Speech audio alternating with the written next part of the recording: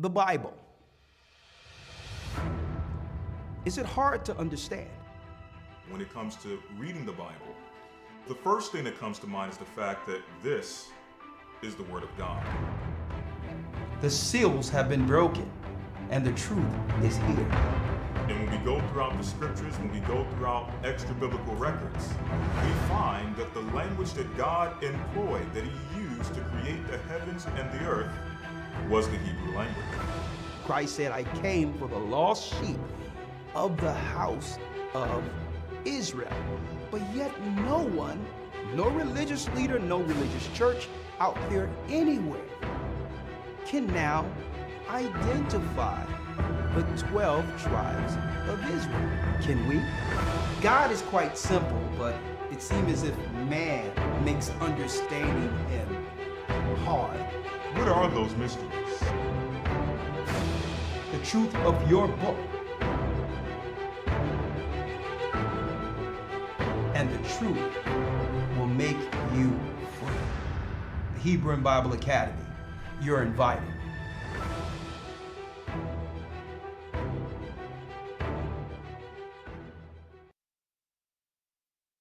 Shalom, brothers and sisters. I'm Elder Ricard Shiar of the Gathering of Christ Church, and I would like to say good evening. Blessings to all my brothers and sisters, Israelites and Gentiles alike, throughout the four corners of the earth. Shalom. Shalom. Yes? Oh, yeah. Boy, do we have a eye-opening broadcast for you this evening.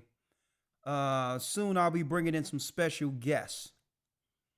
It's been a long time since I've done a broadcast like this, so I hope you all are getting your popcorn ready, right? We're going into, I have a brother, a longtime friend who's in the filmmaking business, who's done a lot of great things. And I'll be bringing him in a moment, and we caught up, and there's a certain I would call cover up that's going on with the corporations, and that's for generals in specific. When it comes to the North American Indians, our people, something is going on against our people where they're dying through poisoning. And we're seeking to bring some exposure to the destruction of the tribe of Gad in New Jersey. So get ready. This is going to be a deep, insightful broadcast. So I'm waiting for him to text me. I'm going to bring him in, and we're going to have that discussion, okay? And at the end of this, we're going to speak to you all to give you some insight on how you can help us bring this before the world, okay? This is a special broadcast. I took out some time and I said, you know what, brother?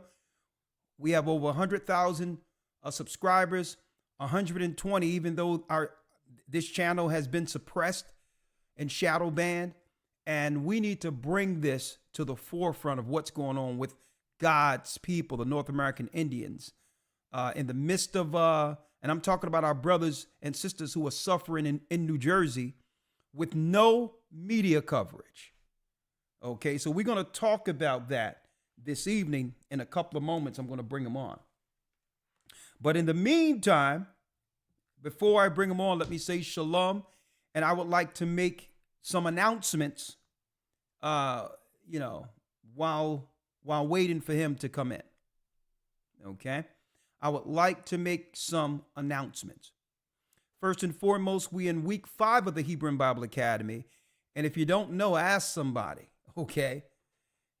Folks, we're going into details never revealed in the earth, breaking down the fact that extra biblical texts give us understanding of how to track Esau. And Janus, the god Janus, who's worshipped and revered within the Greek islands, he's Zepho, and our records expose that. It also exposed the original palace that was set up by Esau's grandson Zepho. That palace had gateways into the dark world where the spirit Satan, Yahweh was his name, would come into the palace to give Esau's grandson direction on how to consolidate power and to put the whole world under his eventual control. Well, that palace is the Vatican. The Vatican has never been attached to Christ or the church at all. It was the palace that was set up from Mount Seir into Kittim, into Italia, where Satan would deal directly with the Edomite power structure to guide them against the God of Israel and God's people. Folks, you need to see that lesson, okay? Of course, I'll be bringing some of that to the forefront because there's nothing that I teach in the academy that I don't eventually bring forth, but, on the public stage. But all in all, that's school.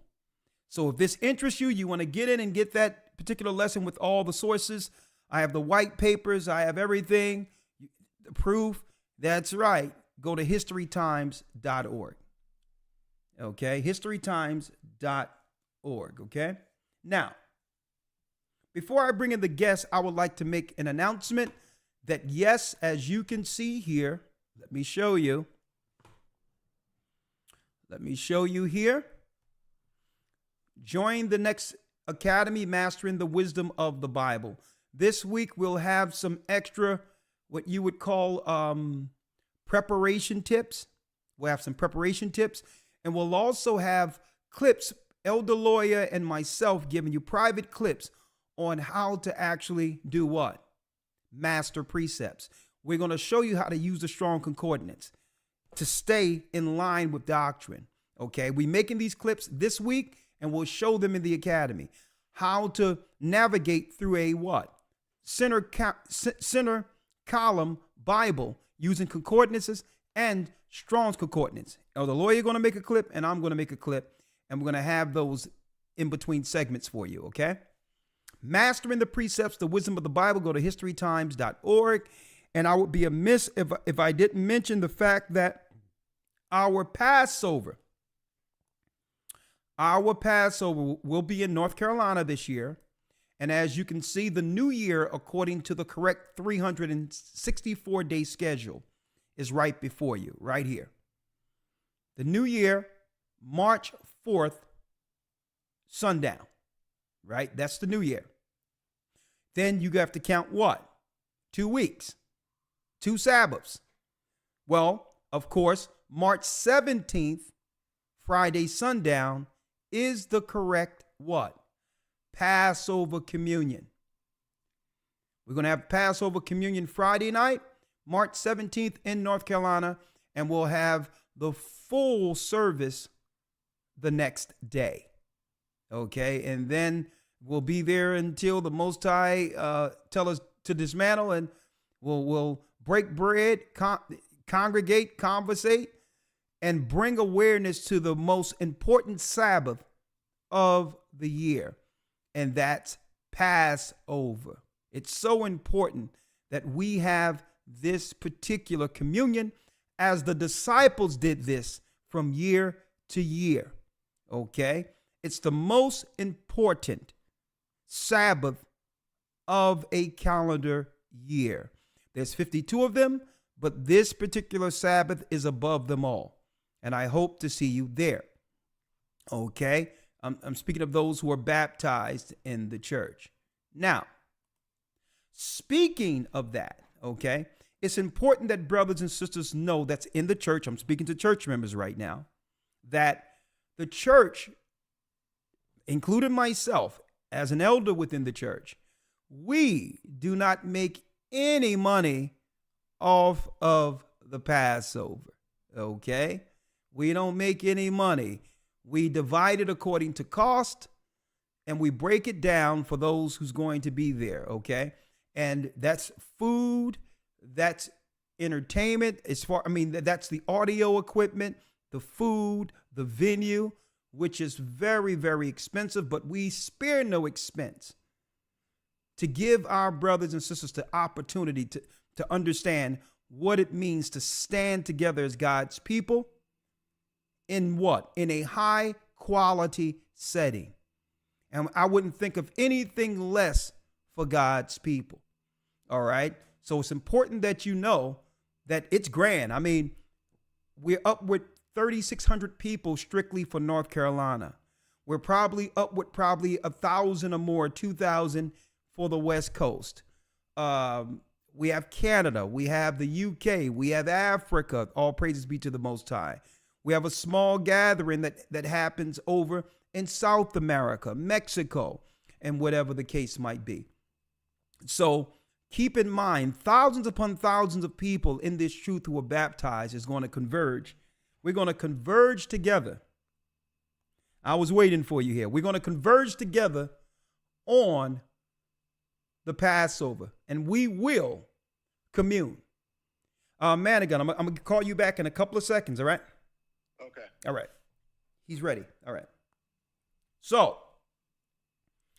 it's important that you brothers and sisters know that since they opened things up, cost has skyrocketed. Some could blame Biden for this or whatever the case is, the price of groceries or whatever the case is, but still, folks, and I need our church members to understand, we do big venues, right? And I know you see all those numbers and think, oh my God, they're making money.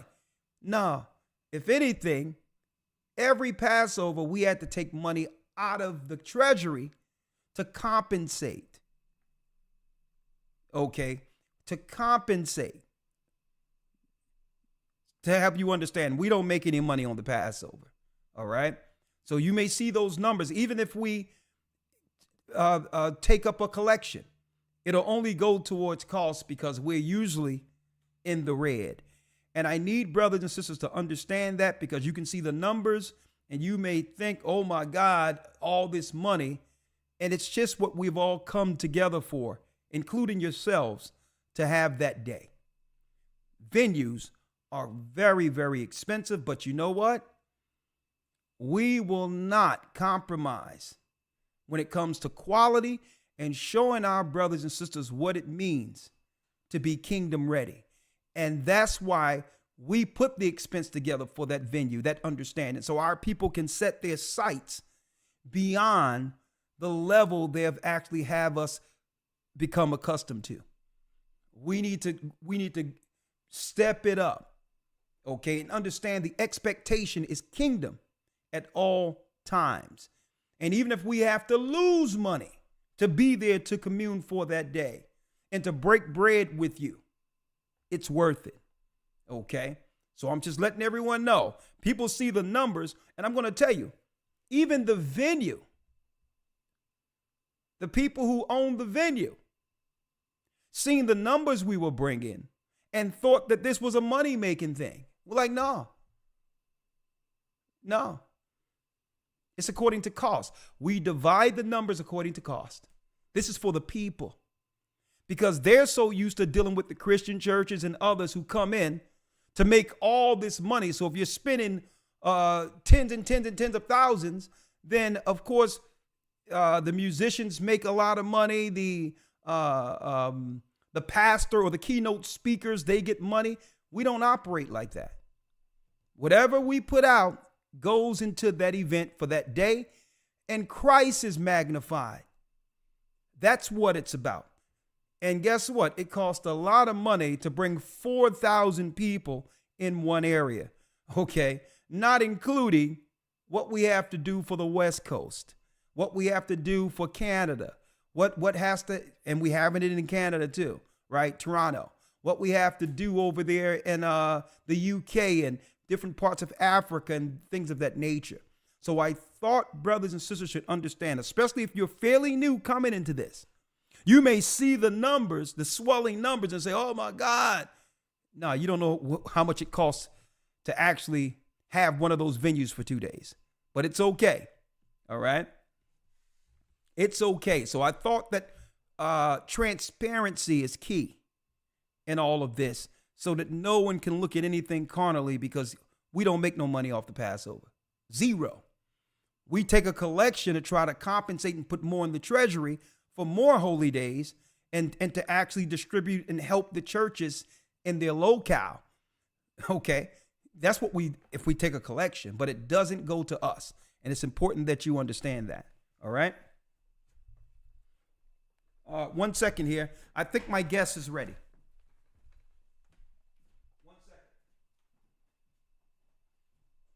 1 second, folks. I think my guest is ready.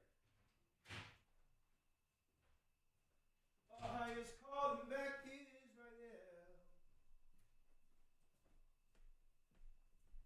And see, I know a lot of you are saying, Elder, you don't have to explain this. You don't have to say anything. We know, but it's best that we say this because there's a perception that's out there when it comes to gatherings and a negative connotation that's been put on churches based on what we see with the prosperity movement. And I know that perception exists. Okay. But you'll never hear TD Jakes or anyone else get in front of you and say, well, listen, that money is not coming to us. Okay. So we thought strictly based on the negative connotation that's out there that come with the Christian church that we'll be transparent and let brothers and sisters know what you put in is the cost for the venue. Okay. All right. Let me get my brother on. We have a special guest this evening. One moment. Let me pull up Zoom. 1 second. Pull up Zoom. Yes. Boy, are we in for a deep broadcast. Very, very deep. Right? Let's see. Let's get the guests together. I'll put them through this one here. Yes. Okay, that's good. All right, let me get my brother in here. You gather us. Oh.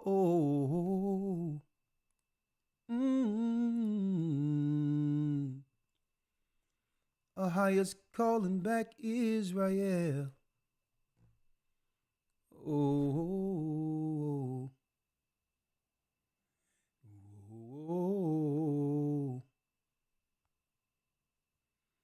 Highest gathering Israel. The Arabs and Africans taught us at gunpoint to gather our wives and children, then sold us. In the belly of these great ships we traveled in fear. Let's get ready, folks. By the rivers of Babylon we found our brothers here. You gather us. Oh. Yeah. Wait till y'all see the broadcast tonight. Highest gathering Israel. Whoa.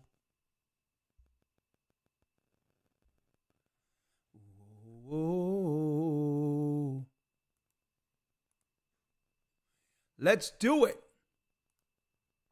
And again, for those who don't know, the Passover event, the most important Sabbath of the year, the most important Sabbath of the year is what? You got it. March 17th, sundown.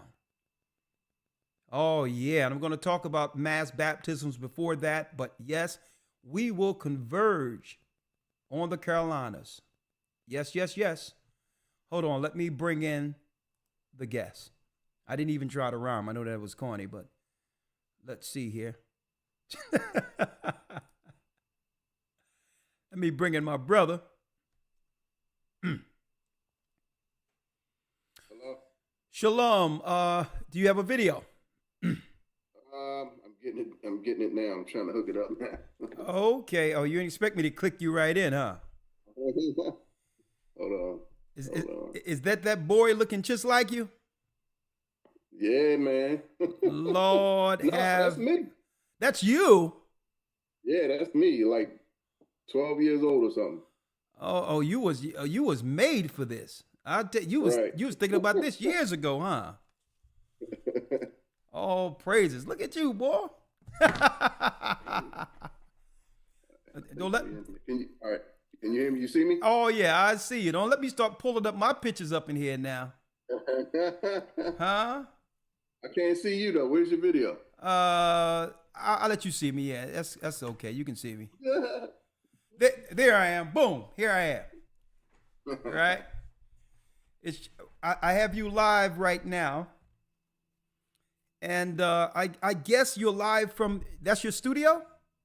Yeah.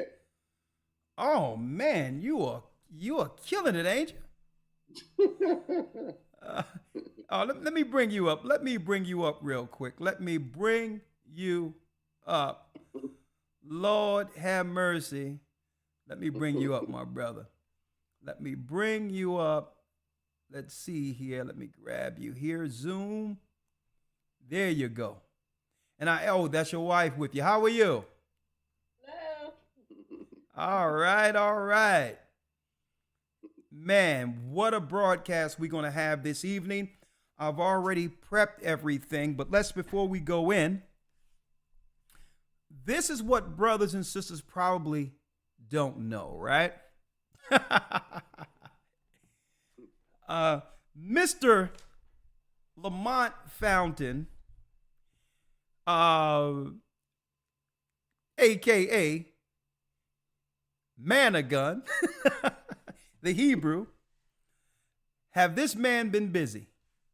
Let me tell y'all something, folks. This is what y'all probably didn't know before I jump into this. I mean, listen, don't start blushing now. I'm talking I'm talking about a modest man, but a man with many talents, right? And I'm talking about musician, guitar player, producer. Bring that picture back, man. What are you doing? Hold on.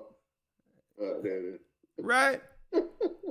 Producer, engineer, right?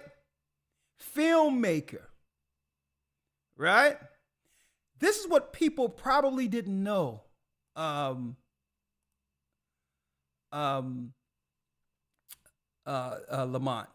or Managun. Which one?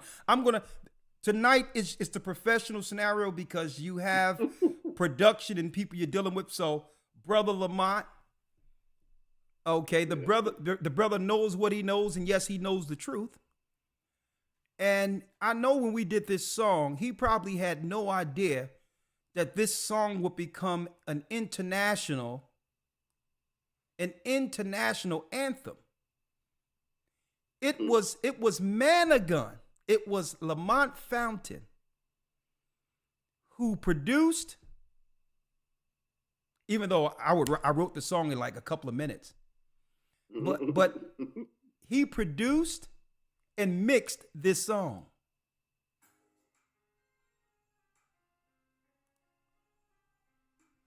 What you about to play it? Here you go. I'm wondering what it is. The East is where we're from. The 12 tribes of Israel. In 721 BC, the Assyrian king, he took us down, we fell. With a great escape, we went through the Euphrates. The Lord held the water still. To a land where no man can dwell. You know Barack We went. produced that. Yeah, I know. I recorded and mixed it. You recorded. Manasseh, the Cubans, Ephraim from Puerto Rico, and Valley from the Isles of Hawaii. The Lord is calling back Israel. Zebulon from Panama.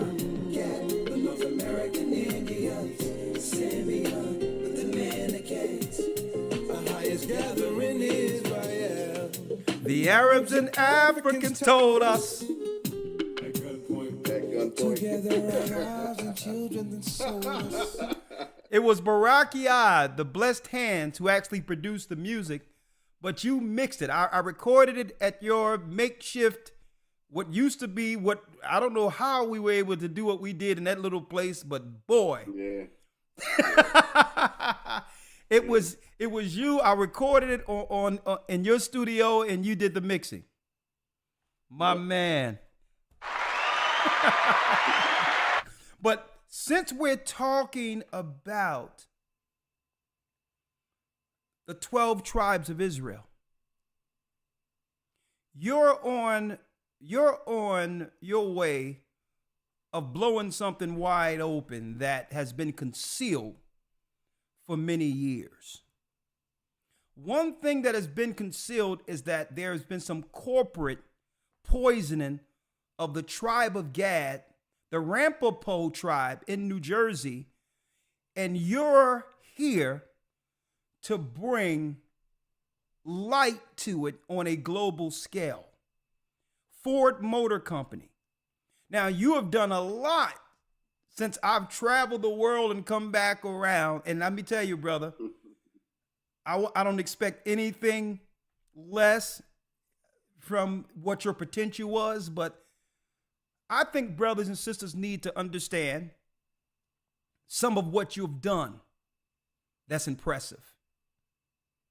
Some people out there, a lot of people don't know, Lamont, and we're going to talk about this, that you, let me write it down because I made sure we proofed everything here, that you had a major hand in a series on Paramount Plus, 72 Seconds in Rittenhouse, right? If you don't mind, let me play the trailer before you introduce yourself and what you're trying to do for our Gadite brothers and sisters over there in Jersey. Let's play the trailer. Paramount Plus, brothers and sisters, please go check this out. Okay? Totally impressed with this, right? You're not going to be able to hear it, Man of Gun, but I want them to be able to hear it, okay? Here's the, and what exactly did you do for the series 72 Seconds in Rittenhouse in particular? What did you do? What was your role? When it was still an indie project, I produced it. I put up the money, I shot it, and I co-produced it. And I worked with the director, Ty Gray Hill. And we basically, we shot 95% of it, and then we shopped it. And long story short, Paramount Plus loved it. Susan Zirinsky, who used to be the president of CBS News, personally loved it, and she acquired it for Paramount. Okay, well, it's only 2 minutes. Let's look at some of the work. And I'm sure you put together this trailer beforehand when it came to the promotion of the series, right? Right. 52 seconds, 72 seconds in Rittenhouse. Let's see.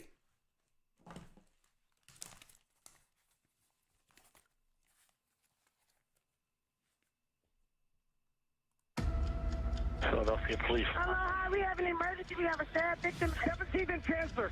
What happened? A guy was stabbed in his back. Where's the person that stabbed him? He's running. He's gone. He's gone. Last seen being westbound on Walnut, East Washington, large knife.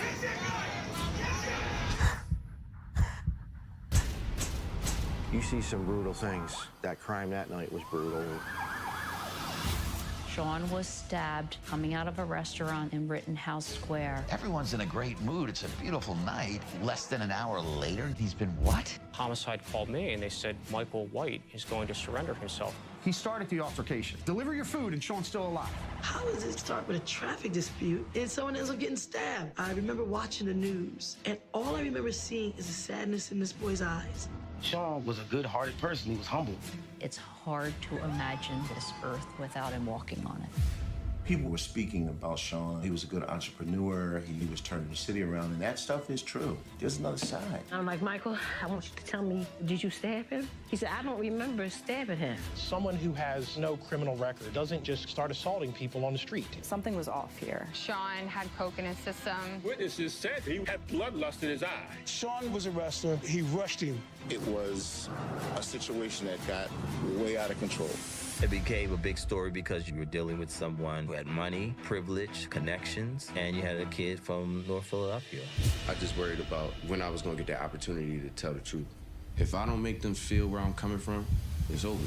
An emotionally charged trial is set to... This is straight out classic self-defense. Michael White was protecting himself. That's why he had the knife in the first place. I don't know if he meant to kill him, but he meant to stab him damn hard. There was more to this case than what the media was reporting. This case is an absolute disgrace.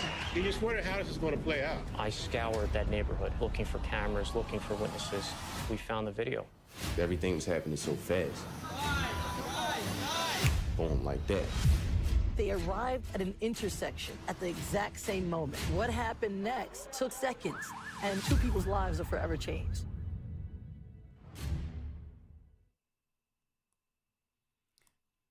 Man.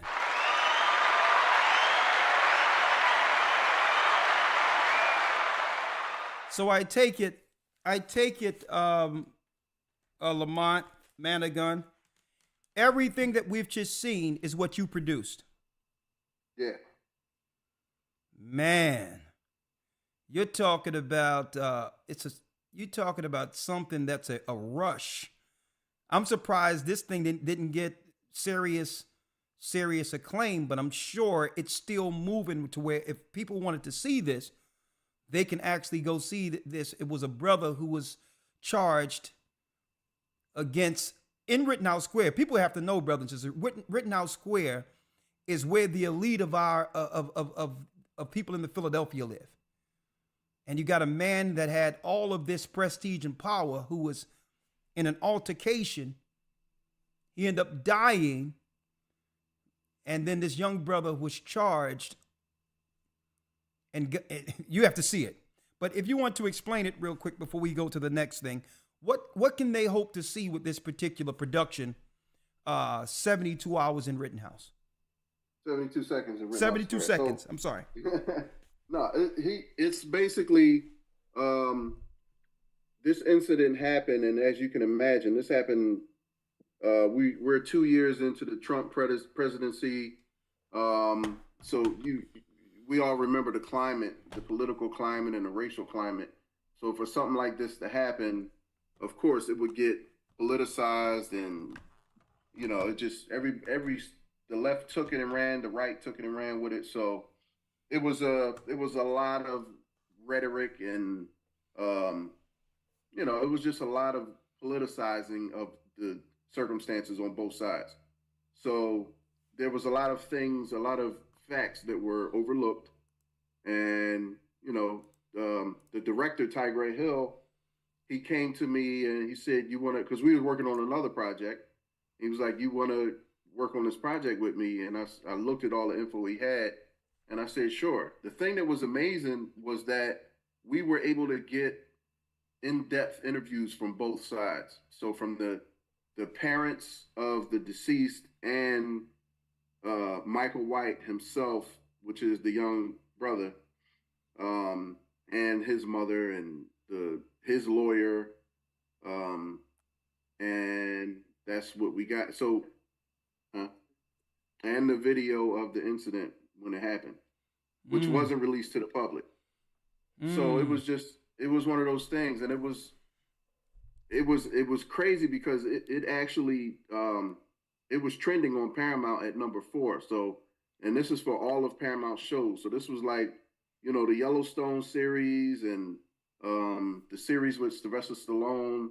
It was trending up there with those shows for a couple weeks.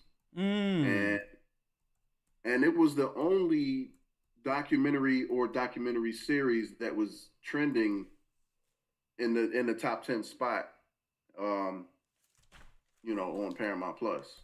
So it was only like their syndicated shows, their main heavy hitter tentpole shows that was trending in that time, and it was trending number 4 with those. North Philadelphia, to the brothers from North Philadelphia, so that hits home for me. You know, I was raised there. Yeah. So, yeah. And brothers and sisters, if you don't know about this and haven't heard about this and have a subscription with Paramount Plus, go check that out. 72 Seconds at Rittenhouse, correct? That's what it's called? 72 Seconds at Rittenhouse Square. At And Rittenhouse they have Square. a 7, if you don't have Paramount, they have a free 7-day trial if you want to just get it and check it out. It's a 3-part series. Each episode is roughly 45 minutes. Great. I mean,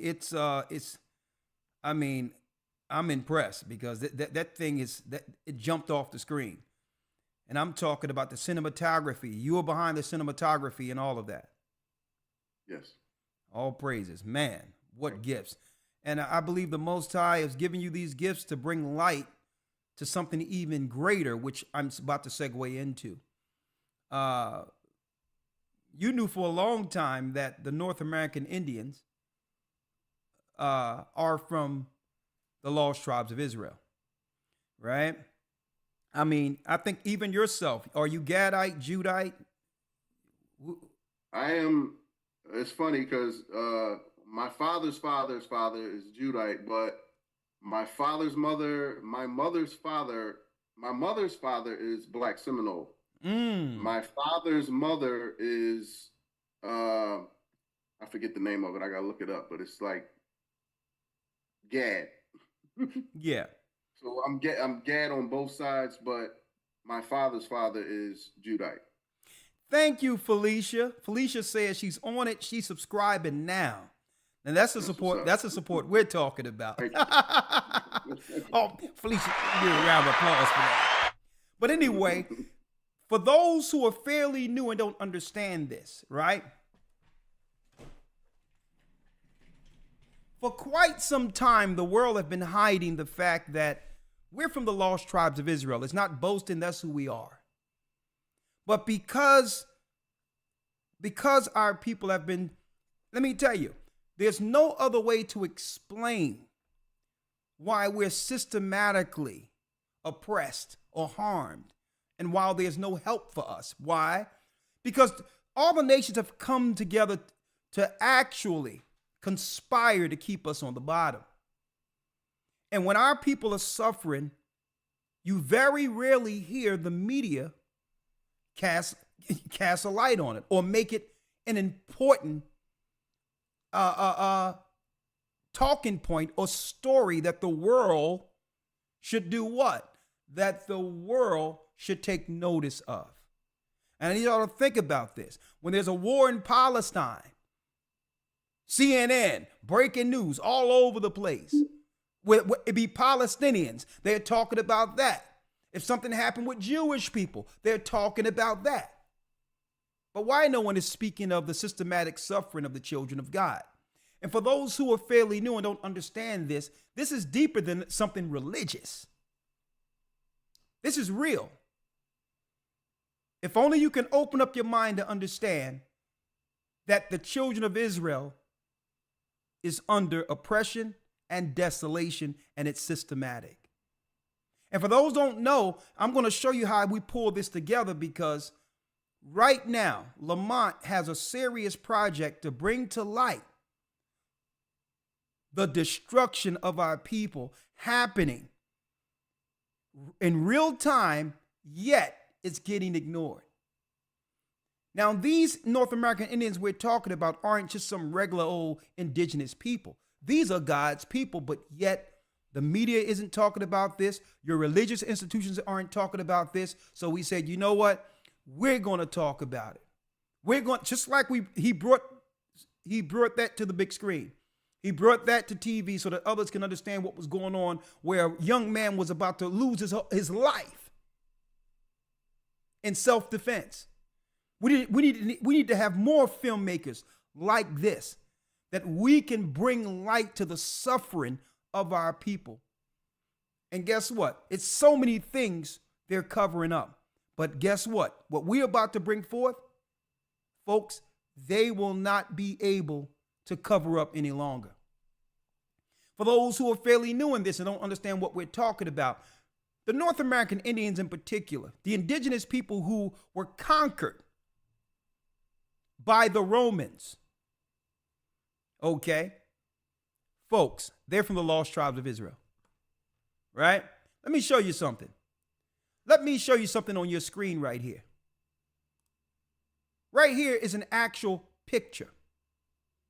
It's an actual picture that a brother who went on a field trip or a trip into the capital in Puerto Rico, the Bishop of Puerto Rico.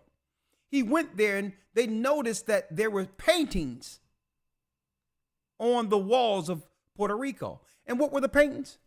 Christopher Columbus standing with the North American Indians who were from the tribe of Gad, right? And some of the Balikwa Taino Puerto Ricans, the indigenous people who were from the tribe of Ephraim. And then in the midst of this painting, there's a salesman who came off the shores with Christopher Columbus, who pointed to the book that was in the middle. But it wasn't just any book. He was saying, we found the people. What book? The Bible. So they knew in conquering the North American Indians and the Balikwa Taino Indians that it was prophesied that the Edomites would find the children of Israel in the New World.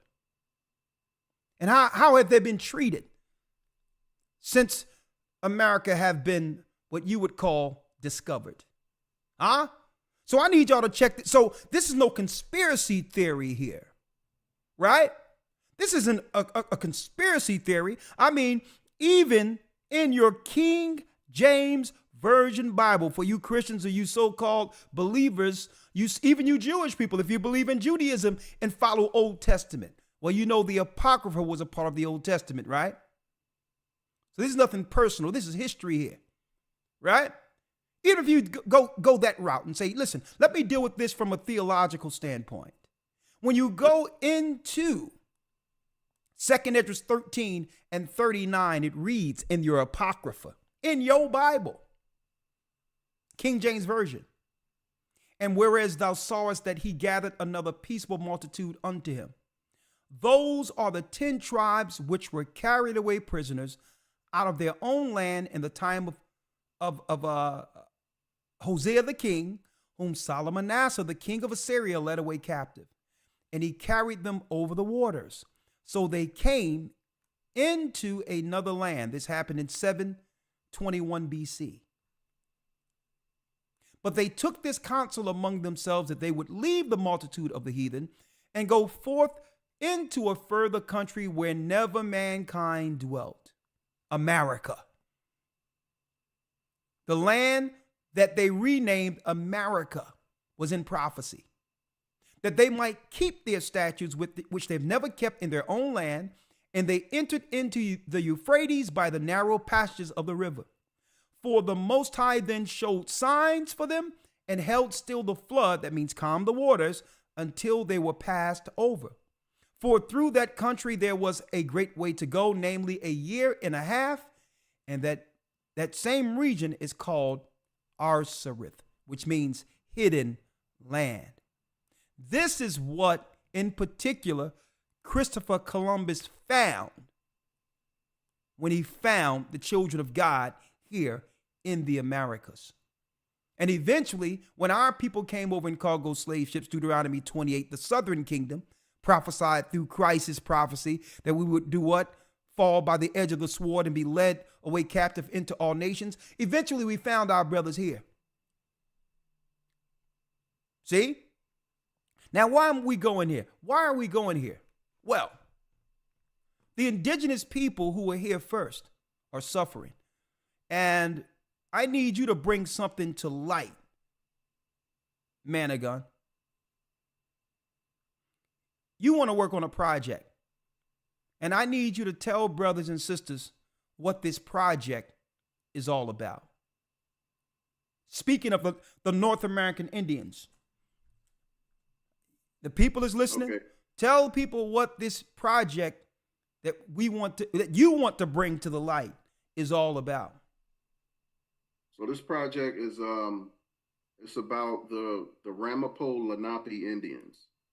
So the Lenape Indians they were originally over the entire Northeast United States before it was the United States. So from Canada down to Delaware, it was the Lenape Nation, and then you had different tribes in that nation, and then you had different clans amongst those tribes. The Ramapo was in the region of North Jersey, the mountains. They were named the Ramapo, by other people, but they were originally, the Lenape. So they were called Ramapo after the mountains. So basically they were there, for centuries, and around the time of let me ask you a question. What is the Ramapo chief name again? The chief of the Ramapo, his name is Wayne Perry, but the chief of the Turtle Clan, which this story affects, is named Vincent Mann. Vincent Mann. Okay, go on. Yeah. So around the time in the 1700s, the white man came. I forget the particular names, but they saw that these mountains were full of iron. It was like iron shards sticking out of the mountains, like 100 feet out of the mountains. And what they did was, and this was a spiritual thing to the Ramapo. They was like, they were like lightning rods. So they have they have a belief in the thunder beings, which is spirits that deal with, lightning and thunder and all that. So that was a spiritual thing for them. So this was more so what you would call it wasn't just a regular mountain. It had spiritual significance to them, is what you're saying. But go on. All right.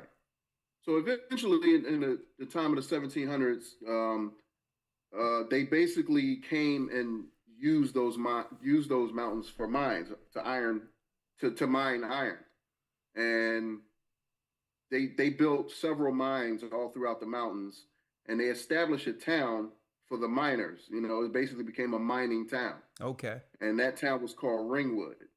It's basically a corporate town. It wasn't even incorporated.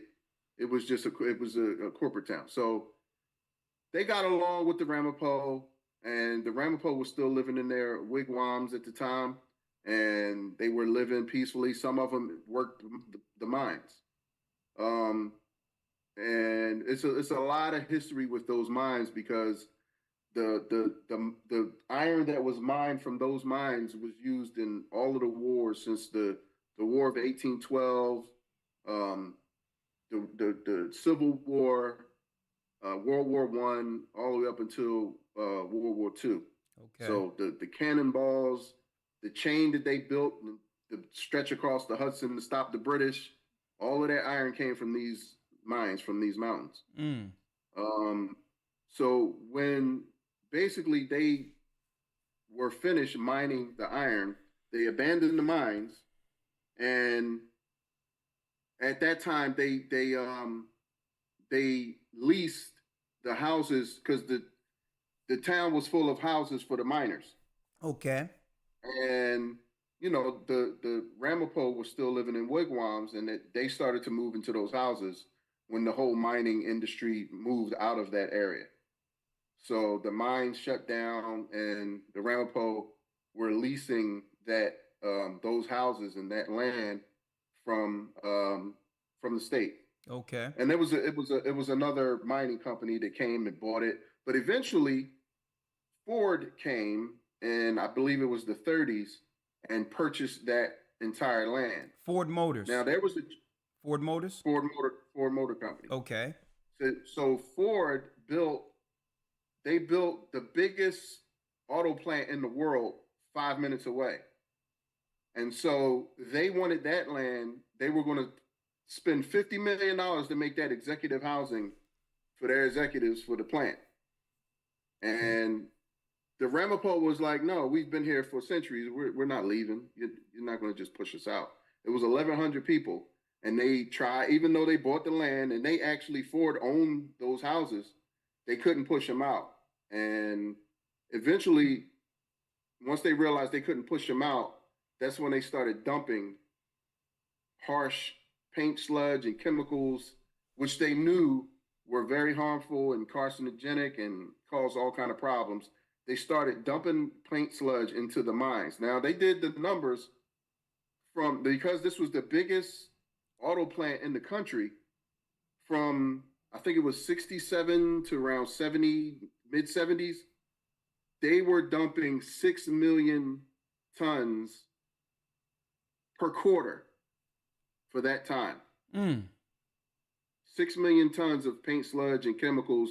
They were dumping it into the mine shafts, onto the land, everywhere. It wasn't just into the mine where they can contain it. They were dumping it in the woods. So I take it the people started getting sick, birth defects, all types of things going on with them now, health issues. All of it. So there's a documentary on HBO called Man versus Ford. Okay. Right? Yeah. This was the lawsuit. It was the Johnny Cochran's firm represented the Ramapo against the state of New Jersey and against Ford. And it was a big deal. And they had, all these famous actors, Robert Redford and Patrick Swayze, I think, Richard Gere, all of them were going to come. Yeah, we're going to tell the story, but nobody ever did anything about it. So nothing really happened. They, at the time where they were going to reach settlement was around 2008 when the whole economic thing crashed. And so they were worried, they were scared they weren't going to get anything. Ford looked like they were going to go under. Okay. So they wound up settling for just a couple $1 million. And the people that were living there, they got like maybe $3,000 to $10,000 a piece for all of these deaths. Now, between in 20 years prior to that, they had 400 deaths in this little small area. And that's like the size of a big town for that time to have 400 deaths. It's only like 1,100 people there. So they were dying off. The chief said they were going to a funeral every day for a month. And that was just one of the, that was just one of the clumps of time where they were going through a lot of funerals. So, but all kind of weird skin irritation, skin rashes, asthma, different kind of cancers. People were, and to this day, are still getting sick and dying. So, here's a picture of Chief Vincent Mann. Let me pull him up real quick. Here's a picture of Chief Vincent Mann.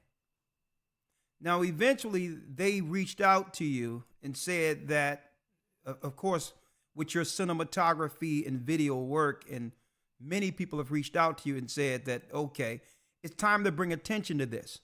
But, of course, the corporate sponsorship that you're used to doing business with probably wouldn't touch this with a 10-foot pole. Probably not. Especially in an election year, right? Right. So here he is right here, Chief Vincent Mann, right? He's one of the people, Ramapo, who's fighting to save his people, Gadite. Now look at this guy. No, listen. Tell me this ain't the children of Israel. Look at that nose, huh? All right. So our people have survived so much, but now we're up against a level of corporate poisoning that this outweighs the smallpox and the blankets, exponentially. Right? We've been poisoned since they hit shore, and they're still poisoning us, and the media isn't covering anything. So, would you like to bring him on?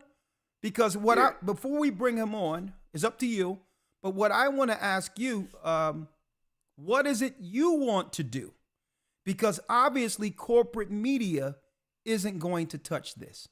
How do we how do we bring this to the world and have them see that our people are suffering by the hands of corporate greed, poisoning?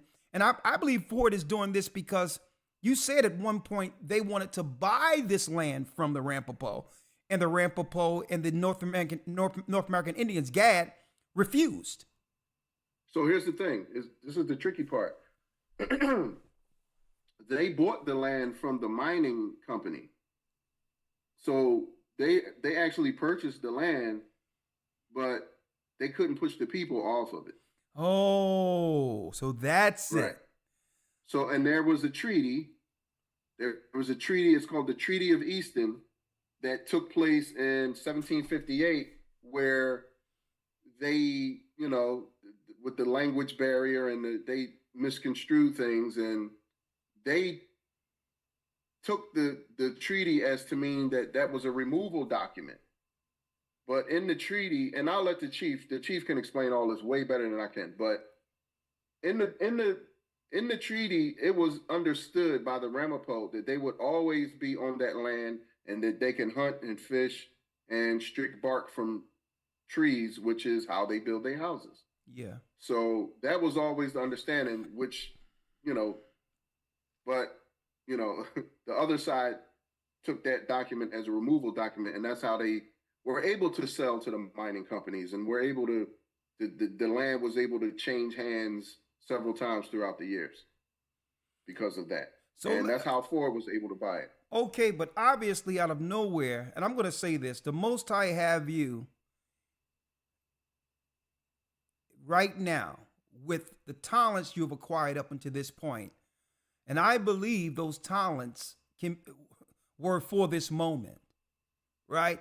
How many people would have the in-depth understanding spiritually to know who these people are, and would have the expertise to be able to do something about it? So what I'm going to ask you to do is, because you have a vision, you have to be a visionary and have a vision when dealing with cinematography and all that, like you did with 72 seconds in Rittenhouse Square.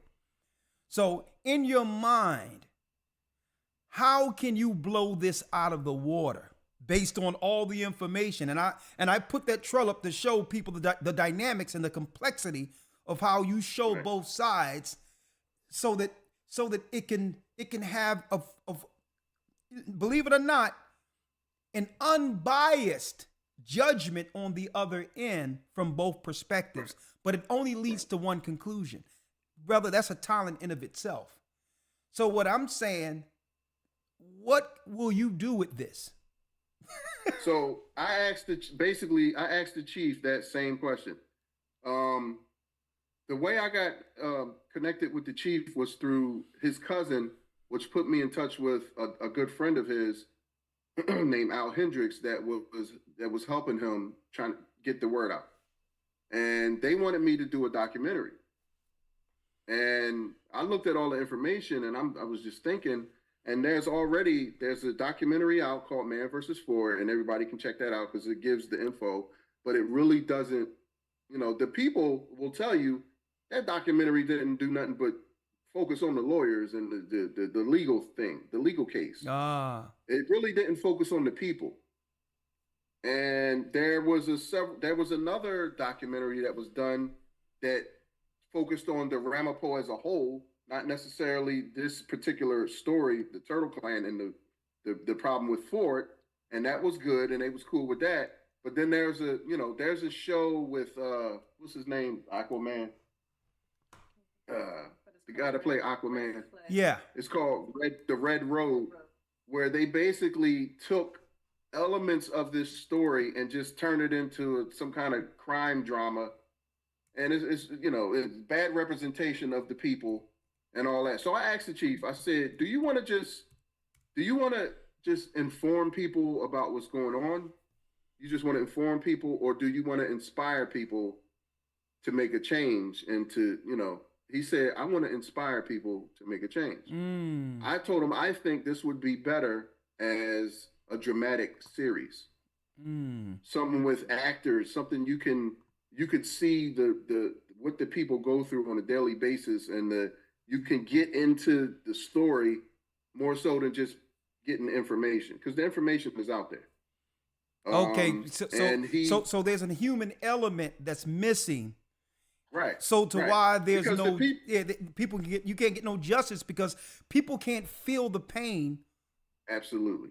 And the suffering of the people, and you feel that if you put this in a mini-series type of clipping, it will draw the people in and and have a personal understanding of what's happening there. Fantastic. Right, and you can use the magic and the spirit of filmmaking to show the everyday people losing their loved ones every day. Children, 5 years old, 6 years old, dying of cancer and asthma. All of these things, you can show that and, show the human side. And these people, with all of this, are some of the kindest people you will ever meet. They have and you can tell they're not weak. They're not cowardly people. They're strong. You saw the chief. You can see from the picture. They are kind, and they have a resilience and a spirit that is like the world got to see that. They have to see that. They have to see the spirit and the perseverance of these people, and you can bring that to life.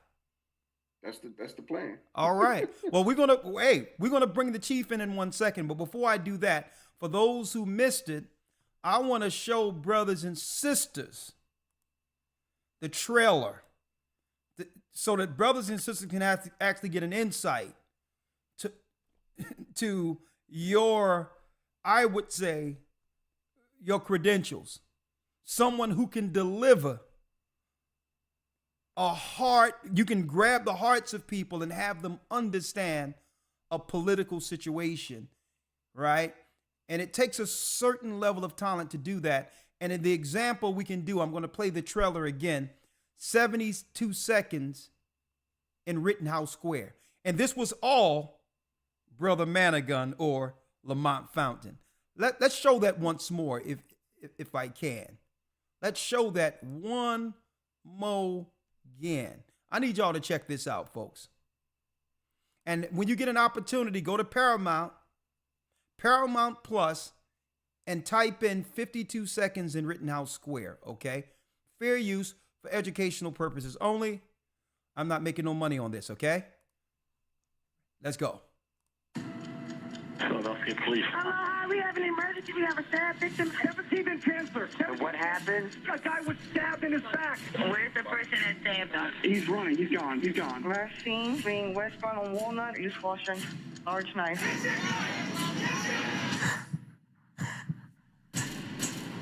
You see some brutal things. That crime that night was brutal.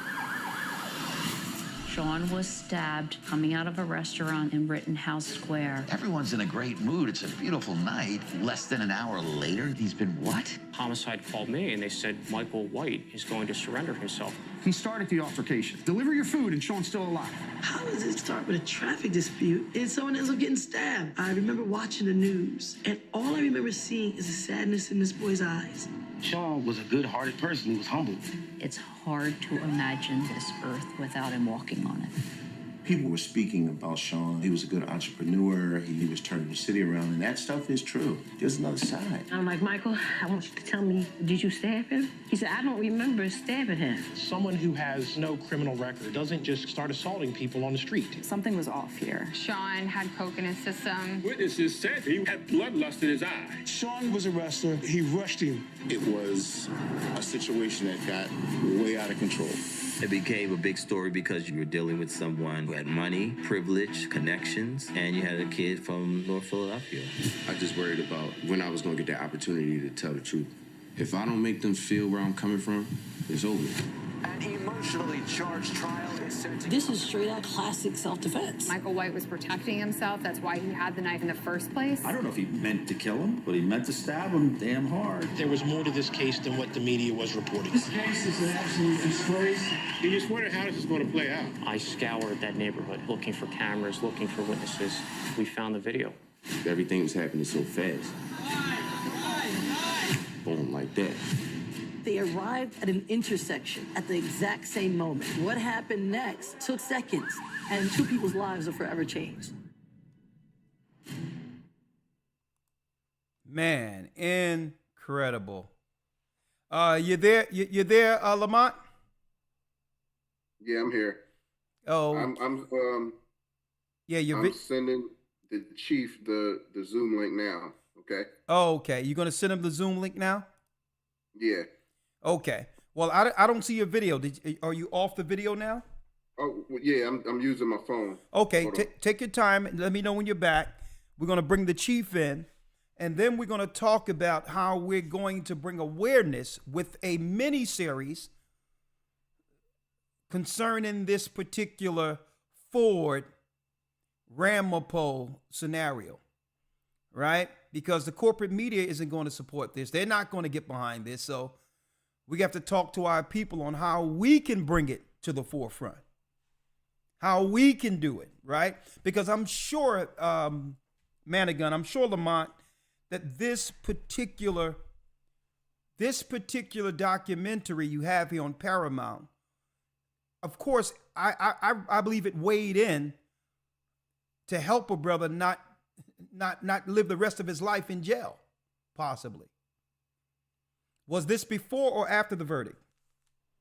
So this was after the verdict, but I'm gonna tell you the brother he's had a hard life since, even though he's free.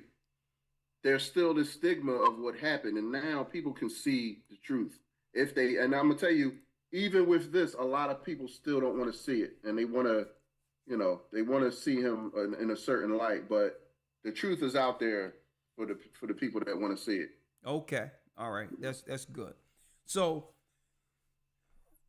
I was speaking to you earlier, and I'm still waiting for the chief to come on, right? Because I'm going to need. I just sent them the link. Okay, great, because I want to hear what he have to say. But what we were talking about before this is what you're looking to do is to, I wrote it down here so that I can make sure things are right. That to bring light to this poisoning of the Ramapo in New Jersey, you want to be in pre-production by this coming spring, and to bring awareness to the corporate abuse and poisoning of our people, right, over there in New Jersey, right? Right. And brothers and sisters, after after the chief and others come in, if y'all have any questions, I'm going to open up the line so that you can ask any questions you would like. But because there's no corporation who would actually get behind exposing this, he's looking to do this predominantly with a timeline to it through a crowdfunding type of scenario where those who would like to support, and I'm going to support, to make sure he get to a number to go into production to bring this to light against the corporate structure. So it's like David and Goliath, but with our help, believe it or not, we can bring this to the big screen. And keep in mind, this is his production company. This is what he does. It's his expertise, and you see, he can deliver. So when he talked about it with me one-on-one, I said, well, listen, you're talking to the right person, because we're here to help God's people. And if we don't help, then there is no help. The corporate media will sweep this under the rug, and our children will continue to suffer. Right? So, and one thing about this man I can say, if he say he's going to do it, he's going to do it. This is not Umar shake you by your ankles Johnson promising the school since 1823. Okay.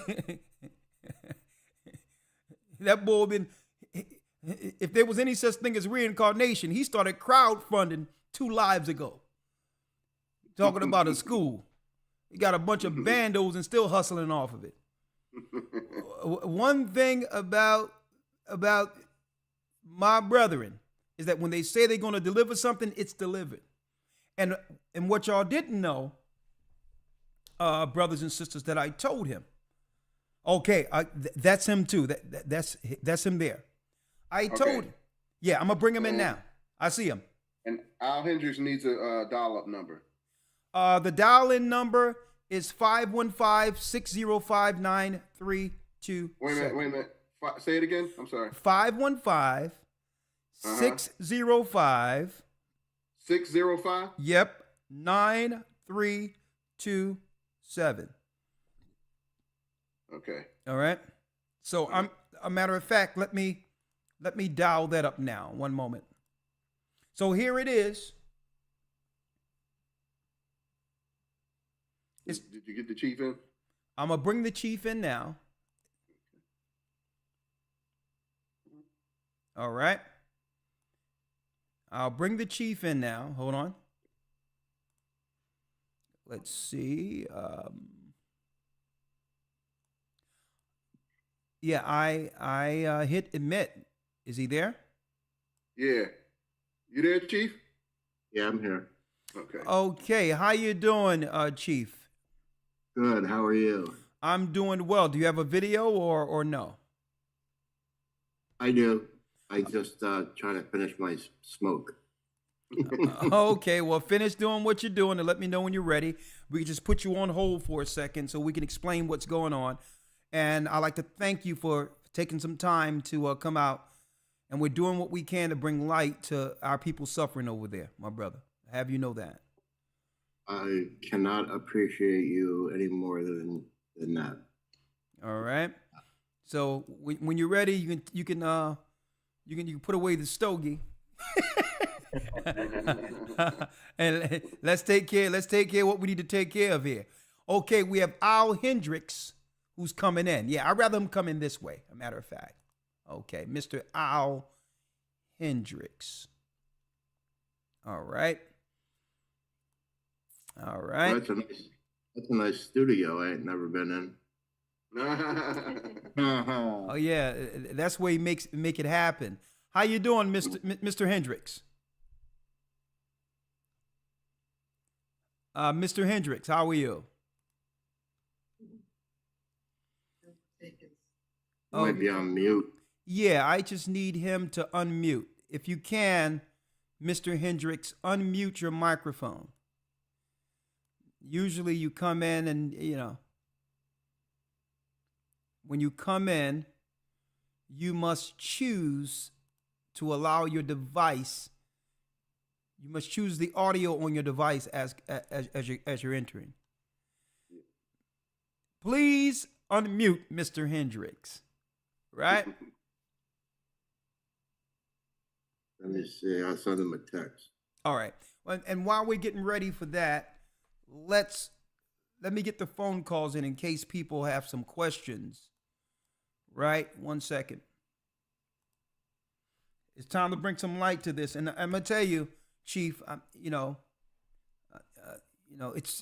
It's incendiary. I feel for the loss that have happened over there with our children, with our people, and I mean the Ramapo, the North American Indians. I mean, you've been here before the Mayflower. I take it.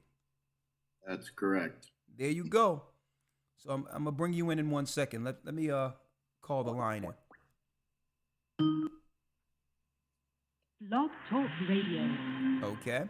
Welcome to Blog Talk Radio. Please hold and you will be able to listen to the show.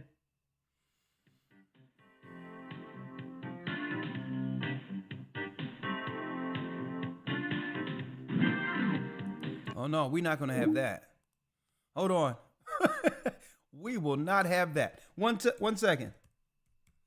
I'm gonna bring you in, Chief, and let me know when you're done so I can so we can bring you in, okay?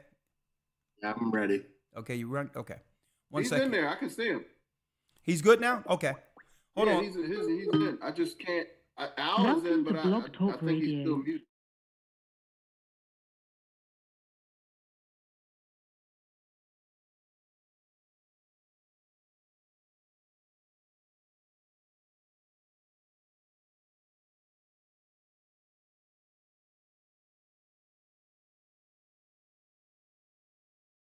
Calling back into a live show, we are reconnecting you now.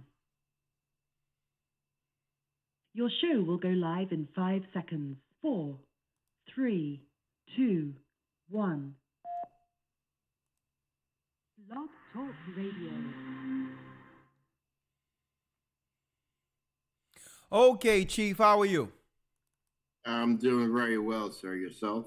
I'm blessed by the Almighty. Good to see you. Hold on, let me put you in the frame so that everyone can see you there. 1 second.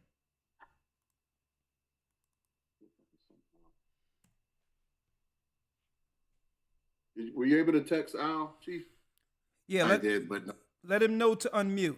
I'm going to take him out for a second and let him know he can call back. And when he enter in, he must enter in with the audio. All right. I'm going to remove him just for a moment. Yeah, it's going to, okay. I removed him just now, but he can always come back and make sure he hit the audio on the way in. Okay.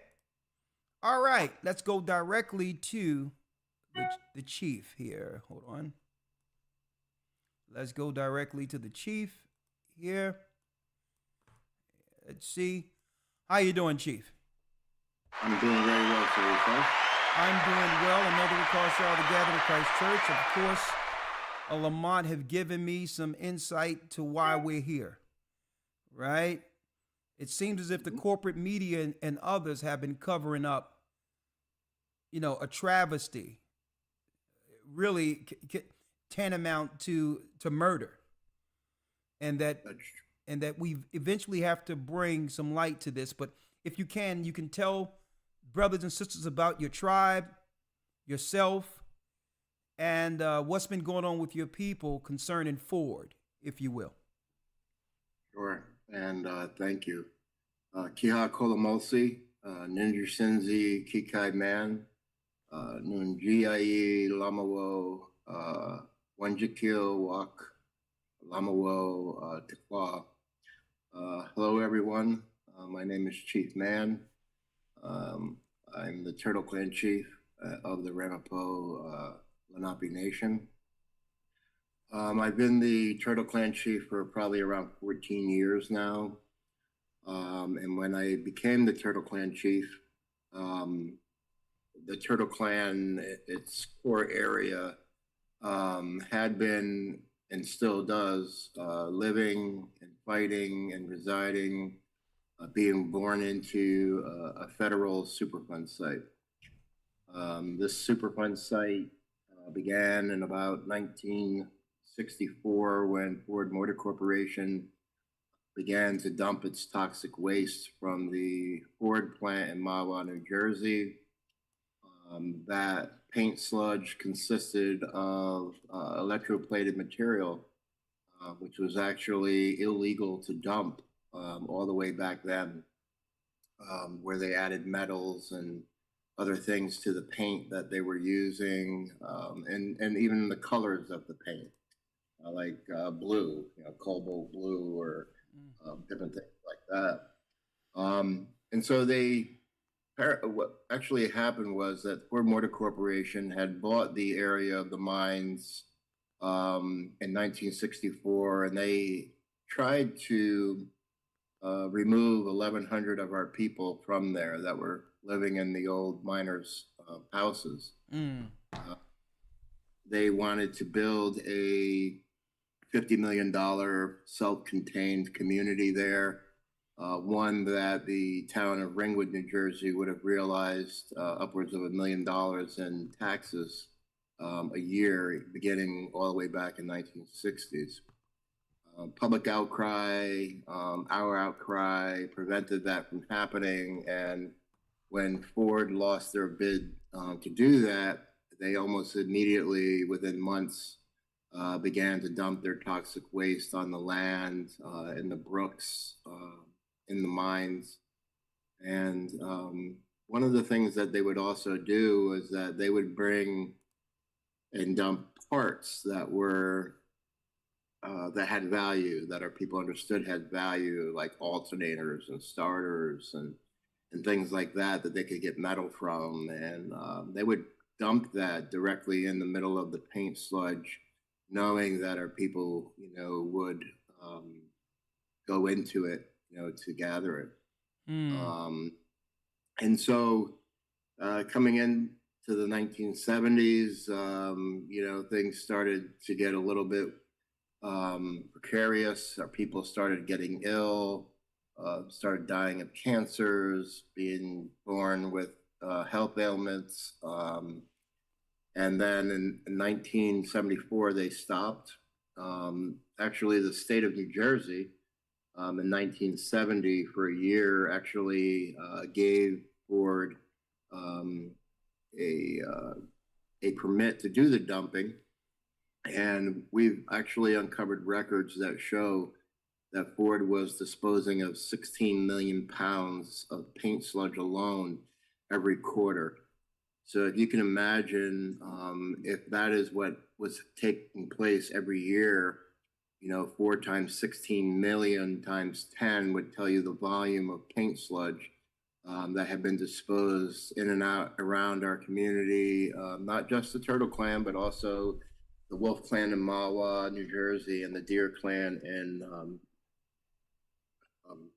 Hillburn, New York. In 1983, the Ringwood Mines Superfund site became listed. The first time around, there was some remediation.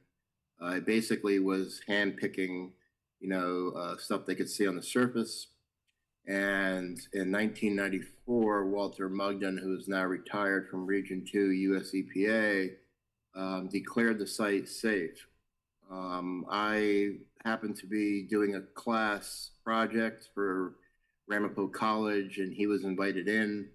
And one of the students had actually asked him, Mr. Mugden, do you personally believe that all of the health ailments and cancers and deaths and sicknesses is directly related to the dumping that has occurred? And his answer, after he looked at me, was, this is off the record, but yes, I do. That was a federal official very high up in the EPA.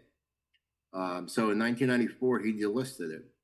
He along with Ford, along with Arcadis, who was the Dutch-owned company that did the remediation for Ford, as well as the town and the state, all signed off on the fact that it was fully remediated. And when I had the opportunity, I told Walter Mugden directly to his face that he gave our people a death sentence, right? Because he said it was okay for us, federal government, the state of New Jersey, the town of Ringwood, Ford Motor Corporation, all said that it was okay for us to go back and live our lives as we had been. And as indigenous people, native to this land where the creator, Kishelo Moquane, has placed us, living off the land and, garnering, wild edibles and wild medicinals and the animals, the birds that used to be there that are no longer there, the rabbits, the fish that was once, native to that place, the trout, the deer, the raccoons, the squirrels, all of those things became vessels of toxic material that our people had ingested. So in 2006, I think it was, 2006, 12 years later, it took all that time for ourselves, Edison Wetlands, and Jan Barry Crum from the Record newspaper, doing an investigative report, was able to force the EPA to relist it. There was a lawsuit that amounted into a settlement. The lawyers who were involved, they had mistakenly sent some documents to one of my aunties who's now passed, died of cancer. I'm sorry to hear that. Sorry to hear your loss. Sorry to hear that. she sent those documents to my other aunt, who also passed afterwards. But those documents actually showed was that the lawyers had asked the judge to they wanted to have 2/3 of the money from this puny little $11 million settlement that had 700 people on it. I mean, the amounts of money that these Native American Turtle Clan members received was just absolutely ridiculous.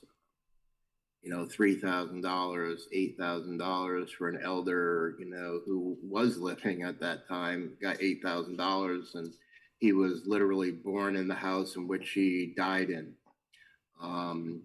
There was fires that raged on for weeks on end, creating dioxin. And for those of you who don't know what dioxin is, one of the things that you can look at is the documentary on Time Beach.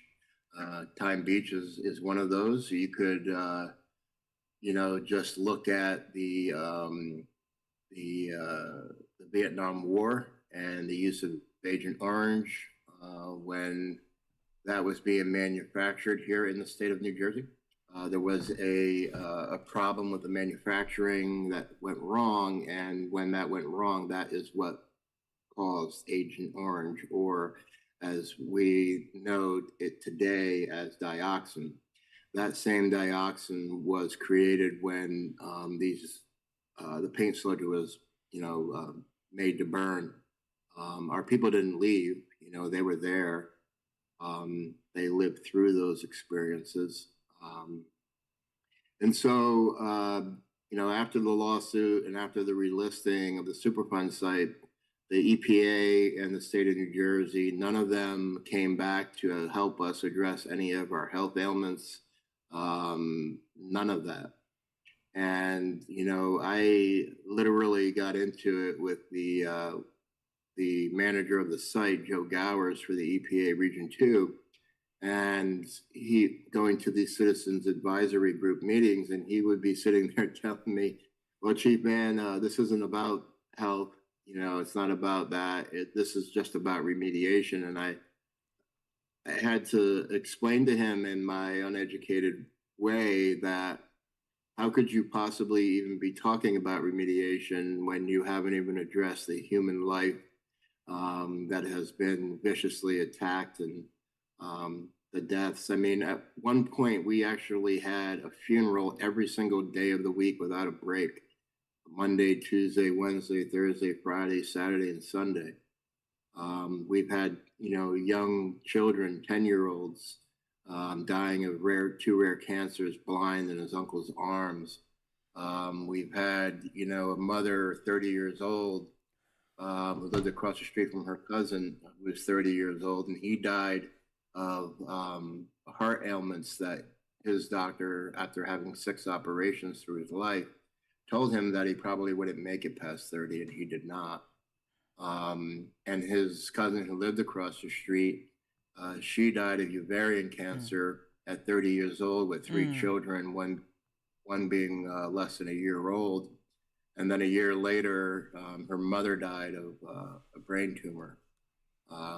This has just been an unbelievable tragedy, not even just because we're indigenous people who live in the footprint of our ancestors, but because of the human tragedy, right? You know, the violations of human rights. You said earlier, you know, that what this amounts to is murder, and it does, because, you know, those people who were doing the dumping knew, right? They knew that these chemicals were toxic. DuPont listed that in their book of all their chemicals in paint, you know, in 1956, you know, so they already knew, you know, 8 years earlier, you know, that this was going to kill people. Ford refuses to release over the years, even to the state of New York, their employees' health records. And the reason why they did that is because all of those people who worked in the paint booths and all of those people who worked cleaning up the paint, paint sludge are all dead, right? Even people who are not us. I mean, the human toll, you know, you cannot say that if you put this on the scales of justice, right, that the human toll and the loss of life, the loss of a quality of life, not just once, but for generations upon generations, once your DNA has been changed, you can't tell me that those two things that are sitting there, you know, are equal. You can't say, you know, that we're what do you call, what's the word for that? In war, we're not that we're casualties of war. We are Collateral damage. Collateral damage, right? Yeah. Exactly. You know, we can prove that, you know, Henry Ford, back in 1923, belonged to a consortium of people. This consortium of very, very wealthy people, the Rockefellers, Bushes, Ford, Harrimans, you name it. These people, along with Margaret Sanger, who created Planned Parenthood in 1923, came out with 18 different ways to deal with the unwanted people of the Ramapo Mountains. This was in a newspaper article. I didn't write it. It is in black and white.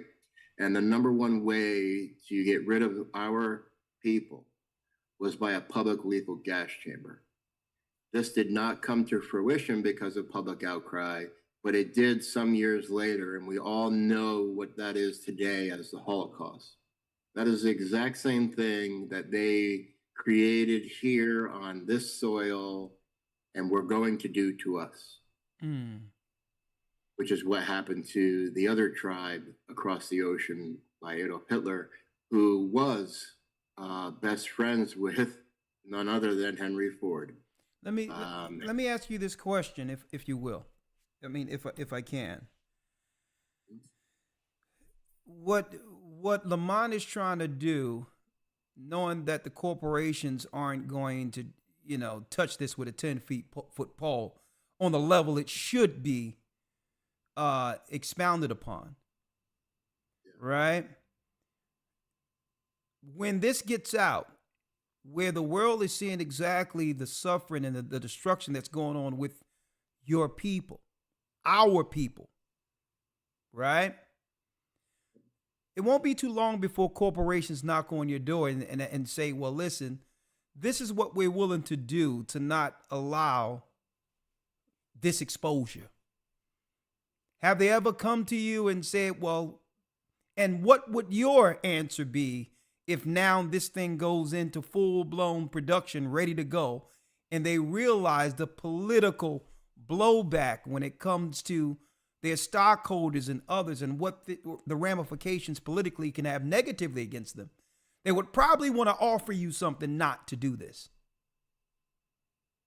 So, you know, corporations nowadays actually are considered human, right?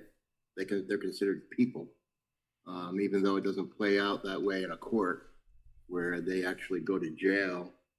But over the years, when our people were speaking out about the death and the dumping and all of this, they literally were taking toxic water that filled up the open air cisterns and piping it back, sending it back to our people to drink out of their faucet, to take a shower, to take a bath, to wash their babies, is just genocide, right?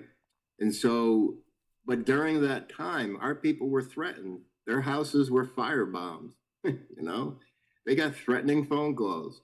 When I was at the CAG, you know, when we were having them, I came right out and told the EPA in front of Ford, lawyers, the state of New Jersey, the federal government, town of Ringwood, our people, I told them all. I wouldn't be surprised if one day I was driving home from a CAG meeting at 11 o'clock at night, you know, down these back roads, and a vehicle comes and takes my vehicle out with no lights, because that is the reality of where we are.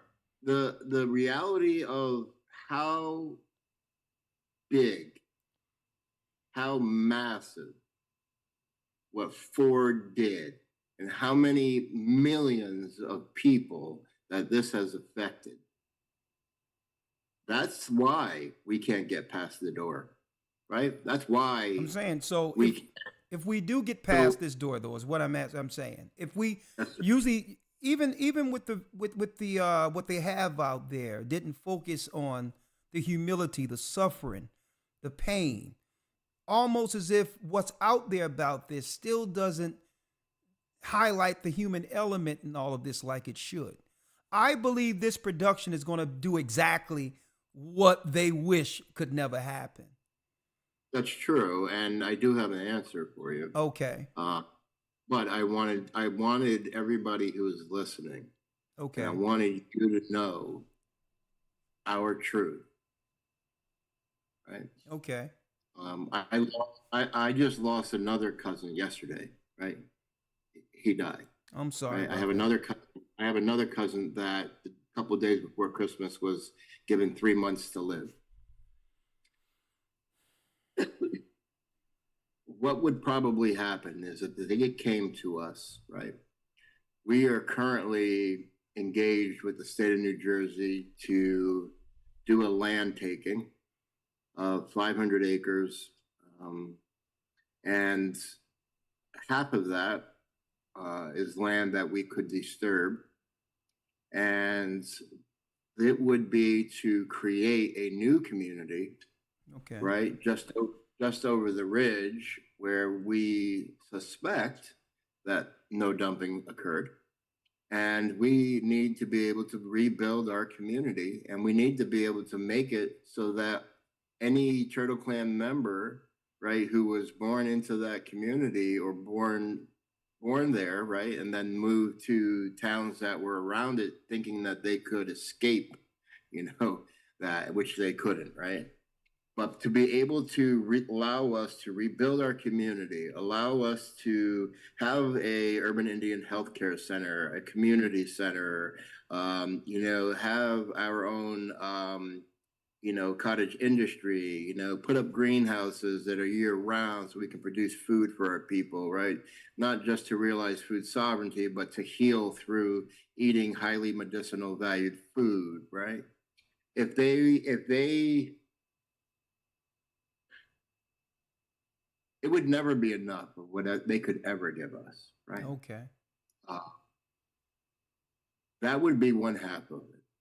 The other half would be that right now their intentions is to leave a mind-boggling amount of toxic soil and paint sludge and other chemicals in place.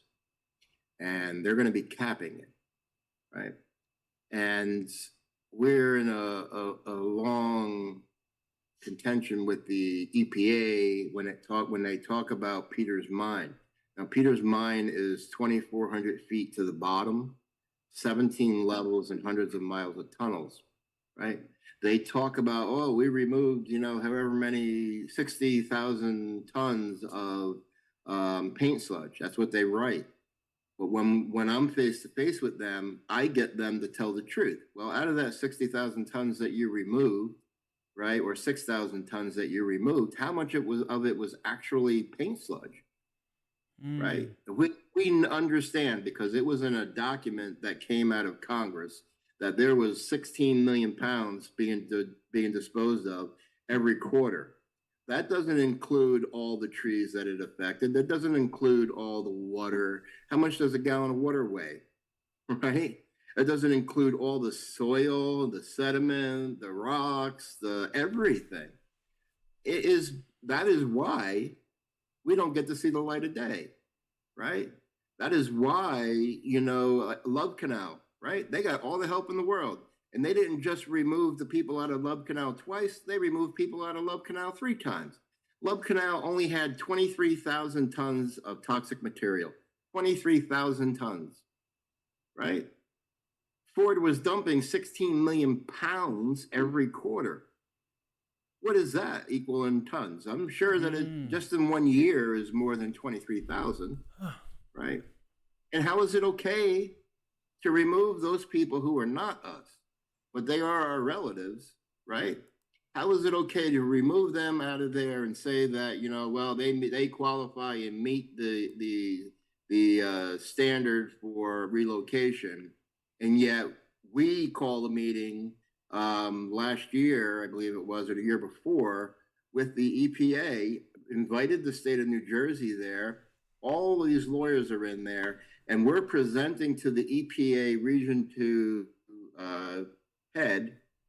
And we said to her, Lisa Garcia, this is all the reasons why. We showed her on the screen.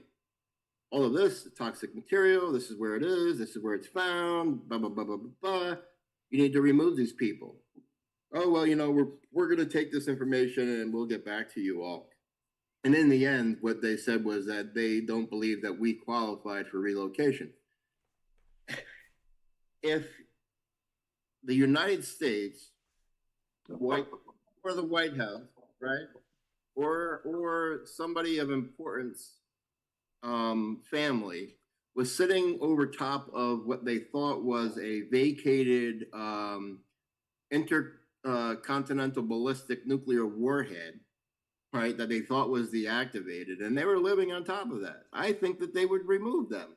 They would take them and put them somewhere. That's what we're sitting on. We're sitting on the largest bomb to go off, right, in the environmental world here in northern New Jersey. You have 4 to 6 million people who rely on the Wanacue Reservoir every single day, right? The water in Newark, New Jersey was worse than Flint, Michigan. Before Flint, Michigan, before they flipped that switch, after they flipped that switch, meaning that during the time that the water was toxic, right? And then after they flipped it back to the other potable water source, Newark water has been worse than every single one of those things. Newark watershed, New Jersey gets the majority of their water from the Wanacue Reservoir. The Wanacue Reservoir is less than a mile away. The water from that area in 1918 or 1916, the Sarah Hewitt, who was a descendant of the Hewitt family, right? And Ringwood was a company town. My family worked for the Hewitt family, right? They took care of the grounds of their mansion. They took care of their cattle. One of them actually saved one of their daughters, which was Sarah Hewitt, right? Which is Sally. And that is why the pond that's over there is called Sally's Pond, and the toxic water runs off of the site, runs into Sally's Pond, and right at the mouth of Park Brook, where the water goes in, they found 1,4-dioxane. 1,4-dioxane used to be an emergent chemical, but now it's an emergent chemical. It's one that kills you. It has cancer-causing properties to it. There's not even a sign that tells you not to fish in Sally's Pond. So the other part that needs to happen here is not just about creating a new community for us so that we can begin a healing process, which is going to take way longer and more lifetimes over than I care to imagine. But the other part of that is that the people who are living in Newark, the people who are living in Franklin Lakes, New Jersey, right? It's one of the wealthiest towns there is. They get 18% of their water from the Wanacue Reservoir. They don't know it. Right? They changed out the lead lines in Newark, and I told the commissioner of the DEP, I said, you know what? I applaud you for your efforts, right? Because lead pipes should not be anywhere in the ground anymore. I said, but you didn't fix the problem, right? There needs to be a reverse osmosis, system at the Wanacue Reservoir, right? Treating that water. And when I brought this up to the people who run the Wanacue Reservoir, the North Jersey Water District, they said, oh, Chief Van, well, you know how much money that's going to cost? I said, I don't care. How much does one life cost? How much does it cost the state of New Jersey for people who become ill and sick and cannot work to have to go on Medicare or Medicaid because of environmental reasons, right? How much money is that worth? Why are you not going to do a pump and treat, system at Peter's Mine where you're taking the toxic water out and replacing it with clean water, right? Why are you not going to do these things? And the reason why they're not going to do it is because in their world, it's all about a dollar and a cent. And it's also about not owning what you've caused. that little document that I have from Sarah Hewitt in 1916 was the land deed for all this particular land that she created because they were building the Wanacue Reservoir, right? It was completed in 1923. In her land deed, and it says in there to run with the land, that no one will ever be able to have a dump, not a municipal dump, not a big dump, not any small dump. No one will ever be able to dump any, toxic chemicals. And if they do, right, that they would have to remediate it 100%, right? And that is to run with the land. It says in there, it doesn't matter whoever owns it. So here we have Ford Motor Corporation in the town of Ringwood. Town of Ringwood puts these illegal municipal dumps. Ford begins to use this area, and the state of New Jersey gives them a permit for a year. If they dump for 10 years, right? Illegally dumping toxic material there when there was a land deed that says you can't do this. And the reason why is because it was where the water flows from to recharge the Wanacue Reservoir for the people who drink it. To include our people. Like I told you before, there are open air cisterns. There are holes in the ground that fill up with the toxic water, groundwater that comes from the site. And that water there, they would take that and send that back in the pipes up to our people's houses. The largest organ on your body is your skin, right? Mm-hmm. So when a mother becomes, a woman becomes pregnant and she's drinking water and taking a shower and all those other things and cooking food and making Kool-Aid or whatever it is, they're ingesting that. And then that little baby who is growing inside is attached to that mother. And that baby is getting exactly what that mother is getting, right? And then when that baby is born, that baby is taken and put into one of those wash tubs with the toxic water and their skin, and they're drinking breast milk that's toxic, and they're getting formula made with water that's toxic. Their food is being prepared with the water, it's toxic. It is just mind-blowing. It's mind-boggling, that we're not the only community suffering, and I want everyone to know that too, right? But this community here has showed perseverance, right?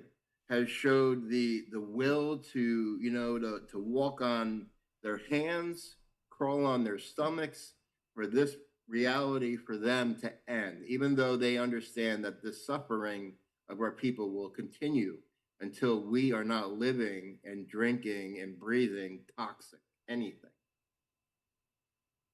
Well, thank you, Chief. I would like to ask you a few questions. I couldn't help but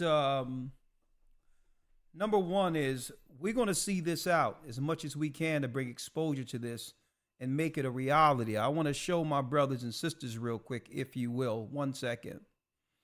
I want to show where Lamont, yourself, and others would like to go with this. All right. Lamont said he's seeking to be in pre-production by this spring. Spring is right around the corner. Echoes of the Ramapo, right? Echoes of the Ramapo, and bring to light, right? Bring to light what's really going on over there, the corporate cover-up of what's tantamount, like I said earlier, to murder. And being that the corporations don't want to help with this, because who knows, based on what you're saying, they're part of the problem. I was speaking to Lamont and he said, listen, he'd rather do it himself. He'd rather y'all get together, just like Paramount Plus. He have the expertise to do what he did for that and brought light to that. When it comes to 72 hours at Rittenhouse Square, right? So there's a GoFundMe that he said he want to do strictly for the production side of things to get, to get some attention. Echoes of the Ramapo. I believe this is going to be big. I put it in the chat right now, Lamont is working on launching it, because right now it's still a few steps need to be taken in order for them to actually raise money with this. All right. The fundraising was paused because he want to make sure that attention is given to the gravity of this before it's launched. But it'll be there to collect money soon. And another thing that Lamont said he want to do, and I think is a great idea, he's going to keep a crowdfunding graft where if people donate this way or either through his Cash App, he'll be able to show the money collected, not touched, and the money going into the production for this particular project. It must be grassroots. It must happen from the soil where our people, God's people, are working together to expose mass murder. Okay? And I'm glad you gave the example, Chief. You gave the example of the exposure, Schindler's List and others, of what we see would happen in Germany on the outside of this country, which was a Holocaust or a travesty to a particular group of people. And here it is. You've been here since before even they came here. Where's your Schindler's List? Where's your movie to show the suffering of our children there? So we can't expect any of them to get behind this. We're getting behind this because it doesn't stop with you. A lot of our brothers and sisters don't know, Chief, that this water is poisoning our people in Newark, New Jersey, who can't afford to have clean water. So right now, I'm going to put Lamont's Cash App out there. And if you donate for this, just make sure you put in the subject section, right? Make sure you put in Echoes of the Ramapo. So if you crowdfund or if you send through Cash App, put in that, and he'll make sure that money is separate from things, and he'll collect it all and show exactly where the money's going until this production is a reality. The Cash App is right in front of you here. $ Lamont Fountain. $ Lamont Fountain, just like that. Just put in there Echoes of the Ramapo so that he can keep that separate from anything else until this Cash App get up and moving. Okay, and I'm going to support this. No sooner as it's up, I'm going to come back and do another report and show my donation towards it, because we have to bring exposure to this. And I believe if it's done right, and this is the man to do it, when it's done right and our people stand together, this is something they will not be able to ignore. Straight out. Straight out. They won't be able to ignore it. And guess what? This is what helping our people, this is what it's about. The corporations are silently destroying our people. And it's not just Ramapo. It's, look how many of our people live in northern Jersey. Look how many of our people live. We drink this water. He said that they were burying their own family members in the community every day for months. And yet you don't hear anything. You don't hear Biden talking about this. You don't hear Trump talking about this. So we're going to make this a reality. Now, I couldn't help but notice, Chief, that when you came in with your,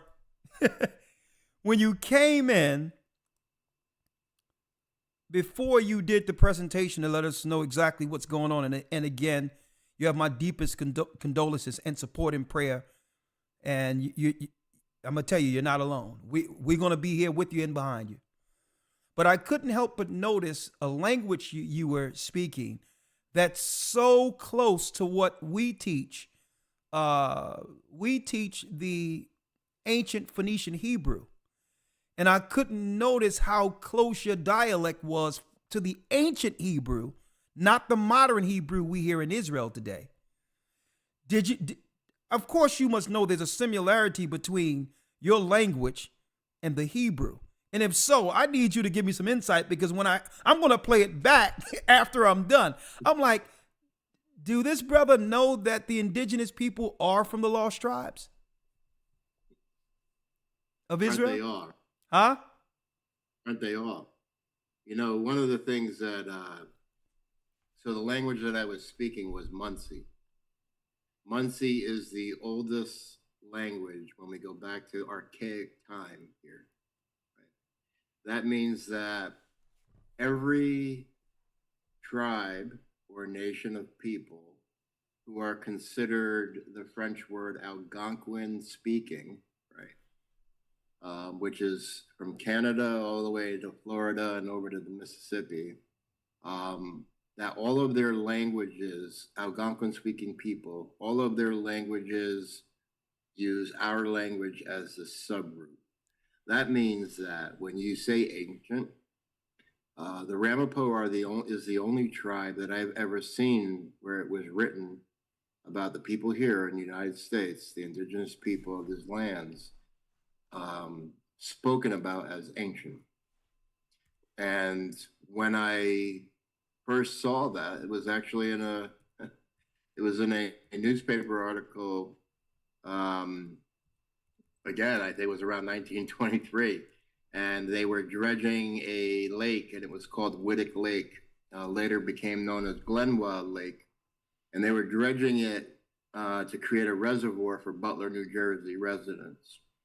And when they were dredging that, there was something that floated to the surface, and they wrote in this newspaper article that it looked like Saragossa seaweed. So they went out there, and what they discovered was that there was either 3 or 5 ancient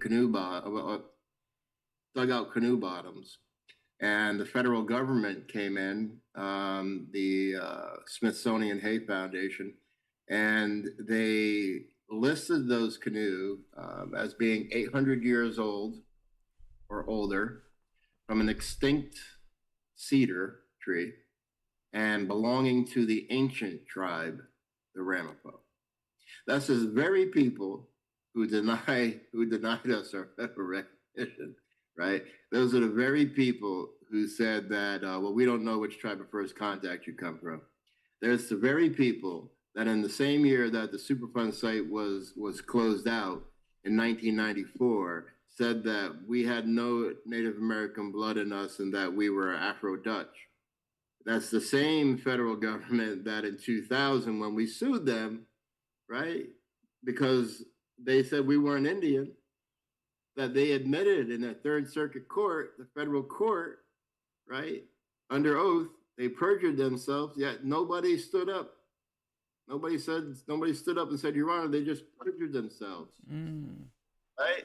How is it that it's never been a question today that the Ramapo are Native Americans, but in 1994, the same year that we, the federal government, close out a federal Superfund site, deny them their federal recognition?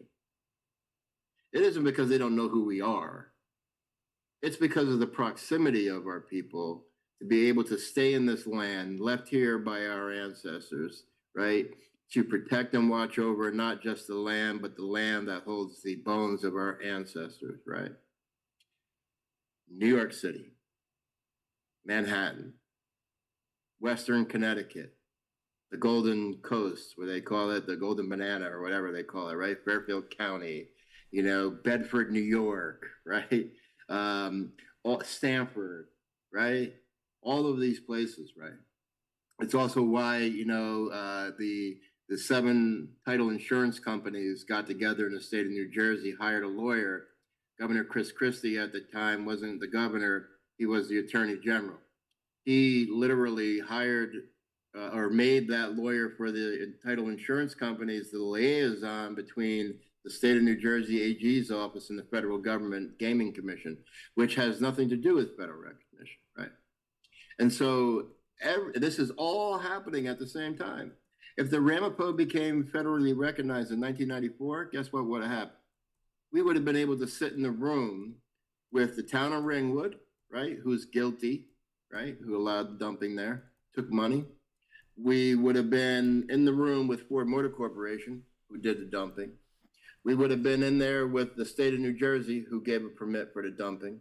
And we would have been there with the EPA, right, who supposedly makes decisions but doesn't. They allow corporations to run federal cleanup sites, right, even though they're the ones who did it, and hire the environmental companies to do it. We would have been sitting in that room, and they want to sit there and tell me that we are that important to this process that we need to be involved, yet they won't let us be in that room with every single person who's done wrong to the Ramapo Turtle Clan people.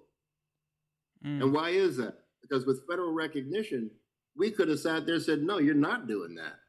Yes, you are moving our people. You know, yes, you are going to be giving us our health care. Yes, you are going to be doing the research to figure out, you know, how our DNA had been changed because of and altered because of being exposed to that much chemical, right? You are going to do that. And they took that right away from us, right? They denied us that. Well, Chief, let's do this real quick because we're running up the time, but I want to, and we're going to bring some transparency to all of this, right? But let me now hold tight because I'm going to bring you back in. Let me bring back in Lamont so we can talk about getting this production underway. Can you stick with me for a moment? Absolutely. Hey, Lamont, are you with me? I'm here. All right. Let me pull you up here. Let me pull you up 1 second.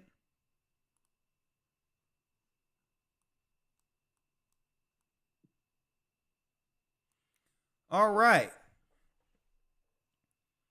So Lamont, how do we go about this? Now, you know, I want to just say thank you for bringing this to my attention, right?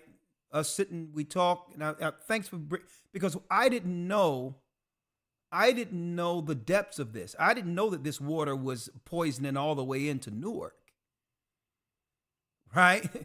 I mean, we have churches all around these places, right? So I see that the GoFundMe is on pause, but yet you can start collecting through Cash App. That you can just, how are you going to go about this? What is the number you're seeking to get to realistically, right? And then it's going to be full transparency because I'm going to bring you in ever so often to give an update on where we are so that we can get this thing rolling. So I set the GoFundMe at 100,000. And you know, through my research, they advise you not to set it too high because, you know, if you don't reach it, it would not look good, you know, and it's a whole it's a whole science to crowdfunding.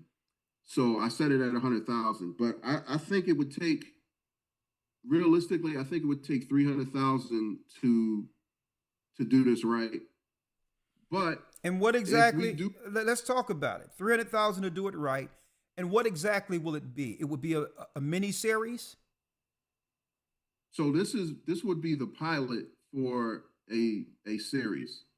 We have an outline for a 9-episode series or a 9-episode season, and we have a script, a first draft of a script for the pilot episode. Okay. So this is to shoot the pilot episode, to get the actors, to get the crew. And the reason why I say 300,000 because that's the lowest. I don't know if anybody knows about SAG or the Screen Actors Guild. When you want to get big name actors in this, because it's going to draw the attention from the world. So, you know, in order, even if you hire a big name actor, even if they'd be like, look, I'll work for $50, you still have to reach a certain amount and to be able to follow SAG protocols. So 300,000 is the low mark. That's the micro budget.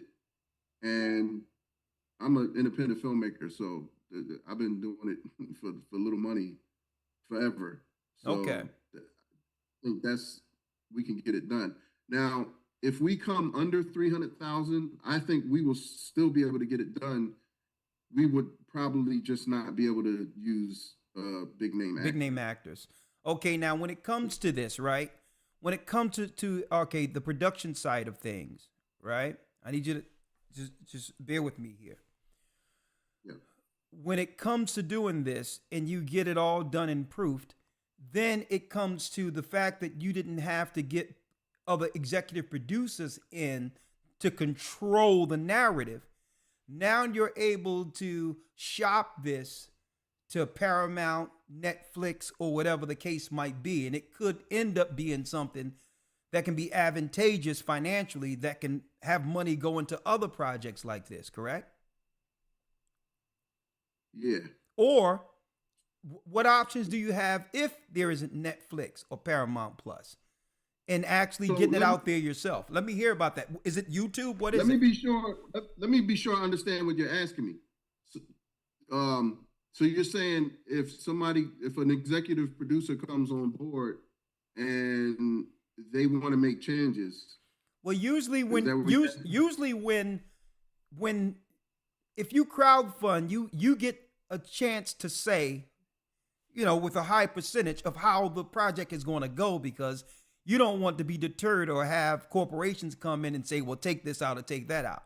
If it's your money, if it's our money, then we say how this goes, and we're not pulling punches, right? Right. That's the benefit of it. Yeah. Right. The beauty of crowdfunding, because crowdfunding for the independent filmmaker is like a miracle, because, to this day, you have crowdfunding campaigns that are successful are still very rare. You know what I mean? You have to have a big network of people. And this is why I really never thought of crowdfunding for this. My intention, when I've been meeting with the chief for over a year. Yeah. And we've been traveling back and forth to North Jersey and meeting with the people and meeting with chief and talking and going through all of these things and learning. And, my original idea was like, okay, we have a little bit of a relationship with Paramount. This is something that we can tailor. Okay. And maybe that Paramount will like it. Yeah, put that on the Paramount machine, being that you have a relationship there already. But still, right. But I'm saying, but I'm listening. Go ahead. No. Let me tell you, the beauty of crowdfunding, if we are able, and I know it's possible, if we are able to raise the money to shoot this the right way, without any network involvement or any help, it allows us to not only control the narrative, it also allows us to do it the right way. And, okay. It's also a benefit financially, because if you have a completed project and it's good, you have more leverage when you talk to these networks, and it works out better for everybody, because these networks want content. Okay. These streaming platforms content. All right. And with content, if it's something that's already done, they're more willing to pay for that than to pay to produce it. Okay, so what and we'll it do? might not work out. Okay, so what we'll do is people already started supporting. All praises. Make sure you just keep a graft, right? With the money come in, make sure you put it all to the side, and then what we're gonna do is we're gonna do an update to see where things are and what we got to do to push it forward, right? We're gonna do another update probably in a couple of weeks to see where it's at and what can be done. All right, we're gonna do that. And it's $ Lamont Fountain, just like his name, $ Lamont Fountain. Put the phone number in there too, because because other people. Now, I don't want you to get any crank calls, but you sure you want to do that? That's fine. Okay, you'll deal with the crank calls. All right. Hey, well, I'm gonna put the phone number there, and You know, you and your wife can be on standby and dealing with a bunch of weirdos out there. I get about 37 robocalls a day, so it's Get ready, okay? All right, let me put. Hey, listen. Hey. You know, I be thinking about myself and what I'm trying to avoid, but I guess you can handle it. Let's see here. Let me. I tried to warn you, but don't worry about it. Here it is. I'm gonna put it with the. I'm gonna give me second thoughts now. Oh no, it's okay. I'm gonna put it with the phone number, actually. Right? Therefore, because you know, others may have the same name. You don't want it to go to the wrong place. Right? So let's do it like that. All right. And just, you know, if everyone can remember to put Echoes of the Ramapo in the notes so we know what's coming in from Cash App. There it is. Okay, this is how you can support Cash App. He's not going to spend it. He's not making a school for boys. You don't have to worry about that. He actually going to produce something. All right. All right. $ Lamont Fountain 215-920-22000 Cash App. That's 215-920-2200 Cash App. And make sure you put in what? Echoes of the Ramapo. This way you can keep it separate. How long will it be before the cash for the GoFundMe is up and running, ready to receive? Okay. How long? It says 2 to 3 days. I'm gonna see if there's some, because I want these to also be counted with the GoFundMe. Yeah. So I'm gonna see if I can transfer these to the GoFundMe once it's live. But please, you know what I mean, if you want to give now, please don't hesitate to use the Cash App. Yeah. We'll put it to the project. You'll put it to the side. You'll actually, and we'll show updates to know, so that people can know exactly where their money's going. And that, you know what, one thing about it is we fear the Most High. Okay. And one thing I like about this, especially seeing that, that documentary you put together, man, I'll tell you this is going to be heartfelt delivered. I can't wait, because I tell you, the ideas that I even have after this, so to bring the plight of our people to light all together. I mean, you know, listen, I would like to do something, a historical piece, even if we have to do it with unnamed actors, with the right characters, with certain stories from each tribe. Biblical stories with the right people. When I say with the right people, we're going to have the real physical representation of the nations in it. But let's not put the cart before the horse. Let's get this off the ground. And guess what? Once this machine start rolling, we're going to represent. Okay? We're going to represent. And I'm going to tell you, they thought they can hold us back. But all in all, you can't stop the children of God. You can try to cover it up. Let me tell you, when you attack God's people, you are at war with God himself.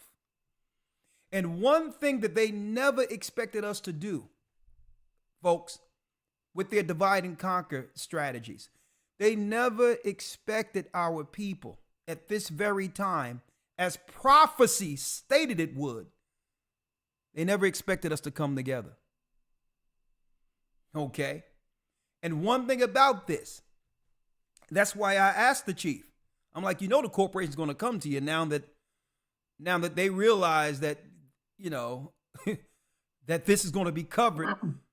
They've been trying to cover this up for a long time, the death and destruction of our people. And you see what he said. He's going to go through with it. And guess what? The Most High God is behind him, regardless of the threat of the corporations, right? It's time for us to stand together and help our people with what we have, or we'll end up with nothing anyway. And I want to state this, and I'm glad the chief came on, right? And I don't know if y'all mind answering a few questions while y'all on. Y'all mind answering a few questions tonight? Okay, well, we're going to bring in some questions. This was found in Newark, New Jersey, actually. It was in a Newark, the Newark Tribune, a long time ago, that they found ancient Hebrew. They also found stones and all that in Ohio that had the ancient Phoenician Hebrew. And that's what blew me away when I heard his dialect. I'm like, man, it sounds like lawyers teaching a Hebrew class right now. That's the ancient dialect. Okay, so I'm gonna ask you again before we open up the calls, Chief. Do you know that they're coming against you and seeking to poisoning you because they know that your people, the indigenous people, are from the lost tribes of Israel? And I'm not talking about you converting to a religion. I'm talking about bloodline. Do you know that they know that you're from the lost tribes of Israel, Chief? I would presume that that they do know, right? I would, right? There is those who we see and those who we don't, right? They still live within the confines of what we know as Mother Earth, and you know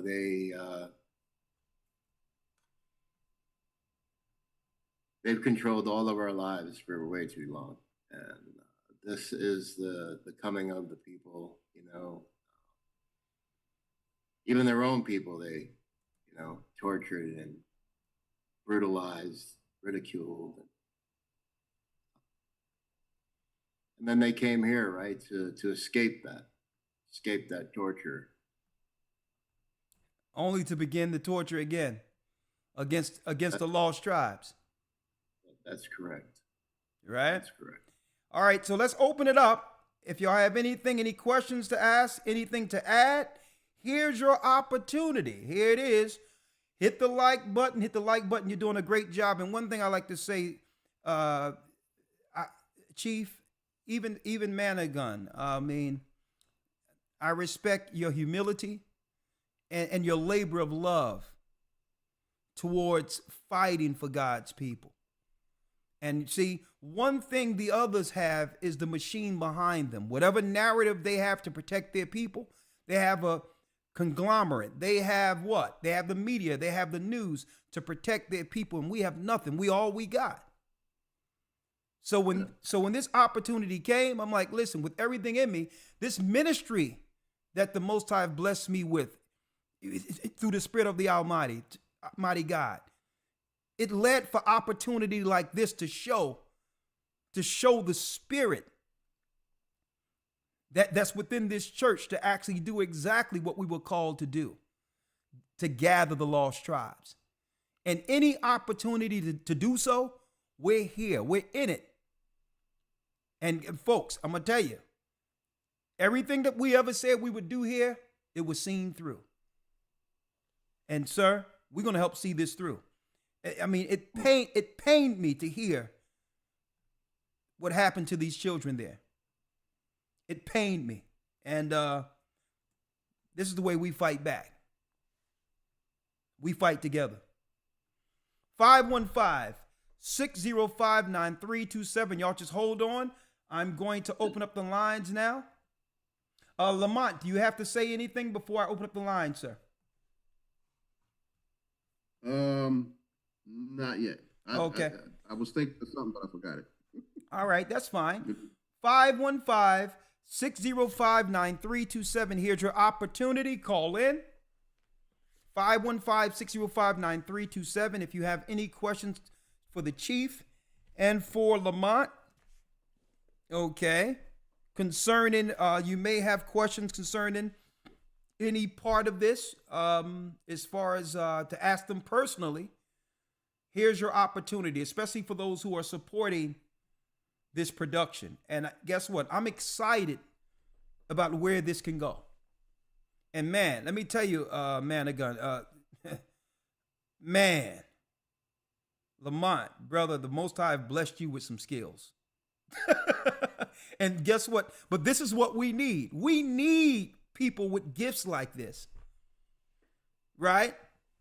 Because if you have the production people already, we can. I mean, it can be produced on the level of these multi-million-dollar scenarios if you got the people who already know how to do it, right? So that's what I was gonna say. I think crowdfunding, man, is so powerful because it's like you are the, we've been getting fed stories. We haven't been able to make our own stories. We've just been getting fed whatever the machine sees fit that we can see. Exactly. And this is powerful. Well, that's the victor, right? Yeah. One that writes the history books, right? The ones that, fill museums on top of places where atrocities have taken place. And eventually, in this time that we're in now, those very museums that hold those things inside have come to us and ask us to speak, at their venues. And very first time that I did that was just this past year, and I went to the Museum of the City of New York, and there were curators from around the world, every country that was there. And the very first thing that I did before I began to speak was I asked, how many of you in here consider yourself indigenous? And I was blessed to see that every single person in there raised their hand, right? Because we all are indigenous.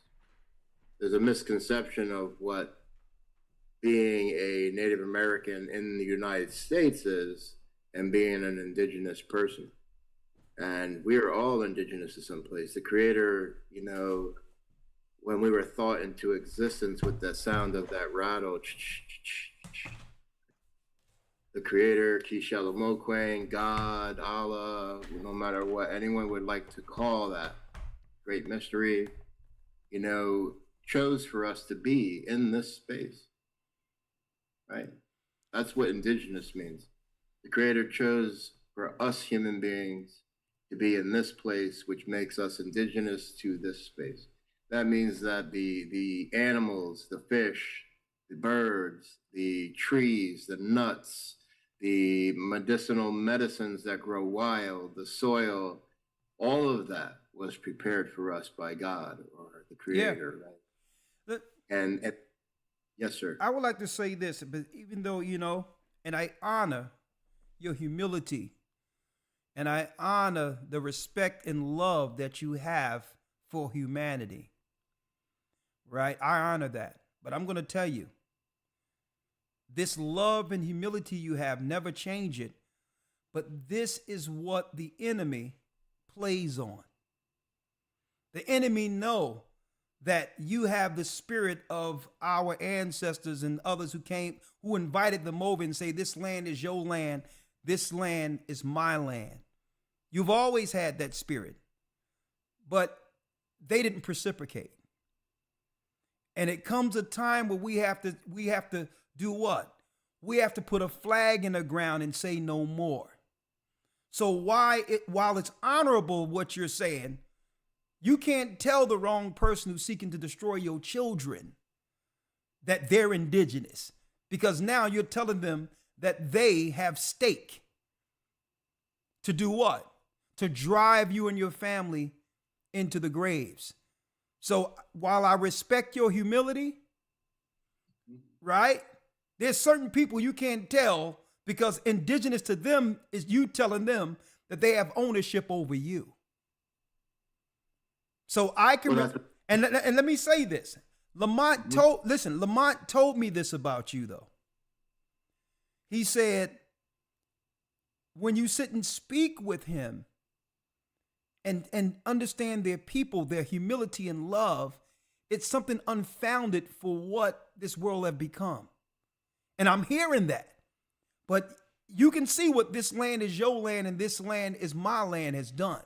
These people aren't seeing it the way you're seeing it. No. So I love your heart towards this. And guess what? That's kingdom ready, because eventually we'll get there. But Chief, it's time for you to stake a flag in the ground and say no more. That's what time it is. All I right? have. And okay. What I was referring to, right, is that they're not the indigenous people of this land. Okay. Right. All right. I just want to make sure, because you get indigenous. Amalek here, and you get Amalek, and they know who they are. You get Amalek here, and you tell them they're the indigenous people.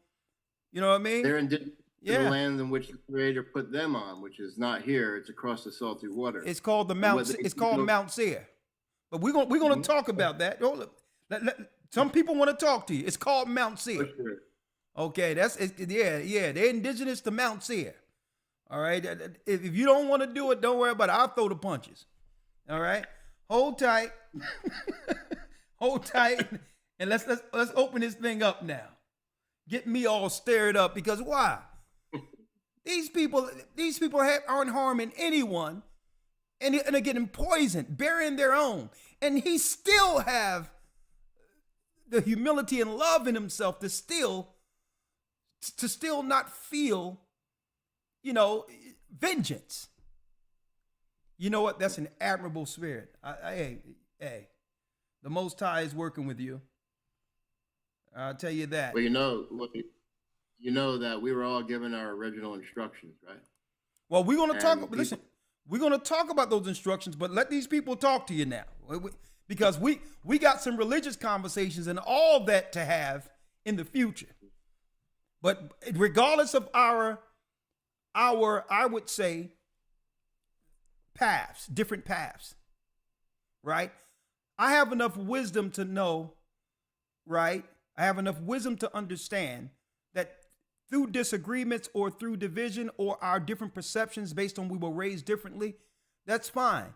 All in all, I know that our mission, this is where the mission that our God have for both of us meet.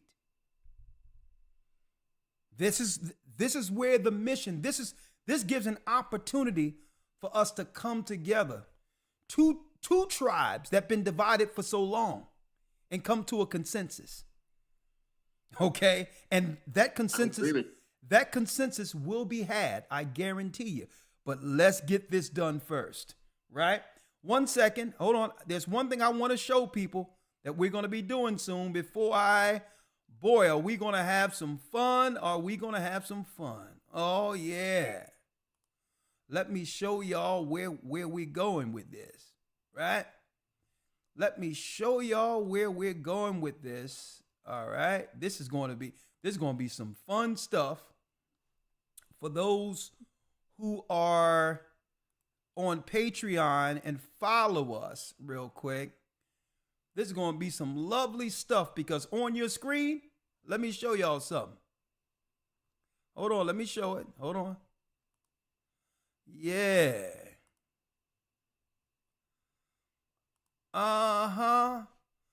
On your screen. Woo, this is going to be good. We're going to revisit the Jewish Confessions from Peace FM, part 1 through 5. We're going to revisit this soon. We're going to cut it up, parse it up. It's 5 hours of just greatness. We have Elder Ricard Shiar, primed and ready on Peace FM, right here, myself. We have on this side a convert from America with the hat on. We have next to him Ishmael, the son of Ishmael, who turned Christian, who didn't have no idea what he was getting drawn into. And on this side, his cousin, who said, let's get the Hades out of here, because I've never seen So I never seen somebody go through the Bible, the Quran, and the Torah and rip all of our ancestors a new one. Yeah. Boy, I can't. I looked at this the other night.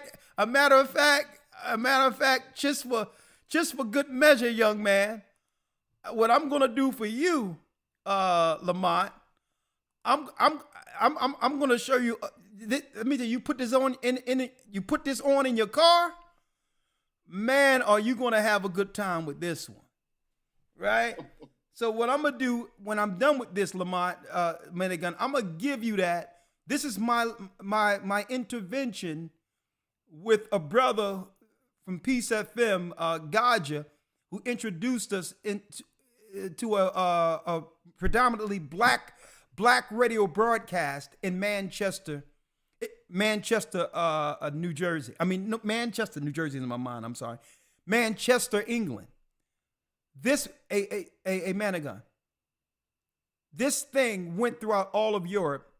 It was to the point where the Jewish Defense League of the United States had to call into the radio station to get everything shut down. This was the broadcast that changed the religious landscape right here. And we're going to be dealing with this and more starting on Patreon this Friday. And I'm going to be putting up little clips on this particular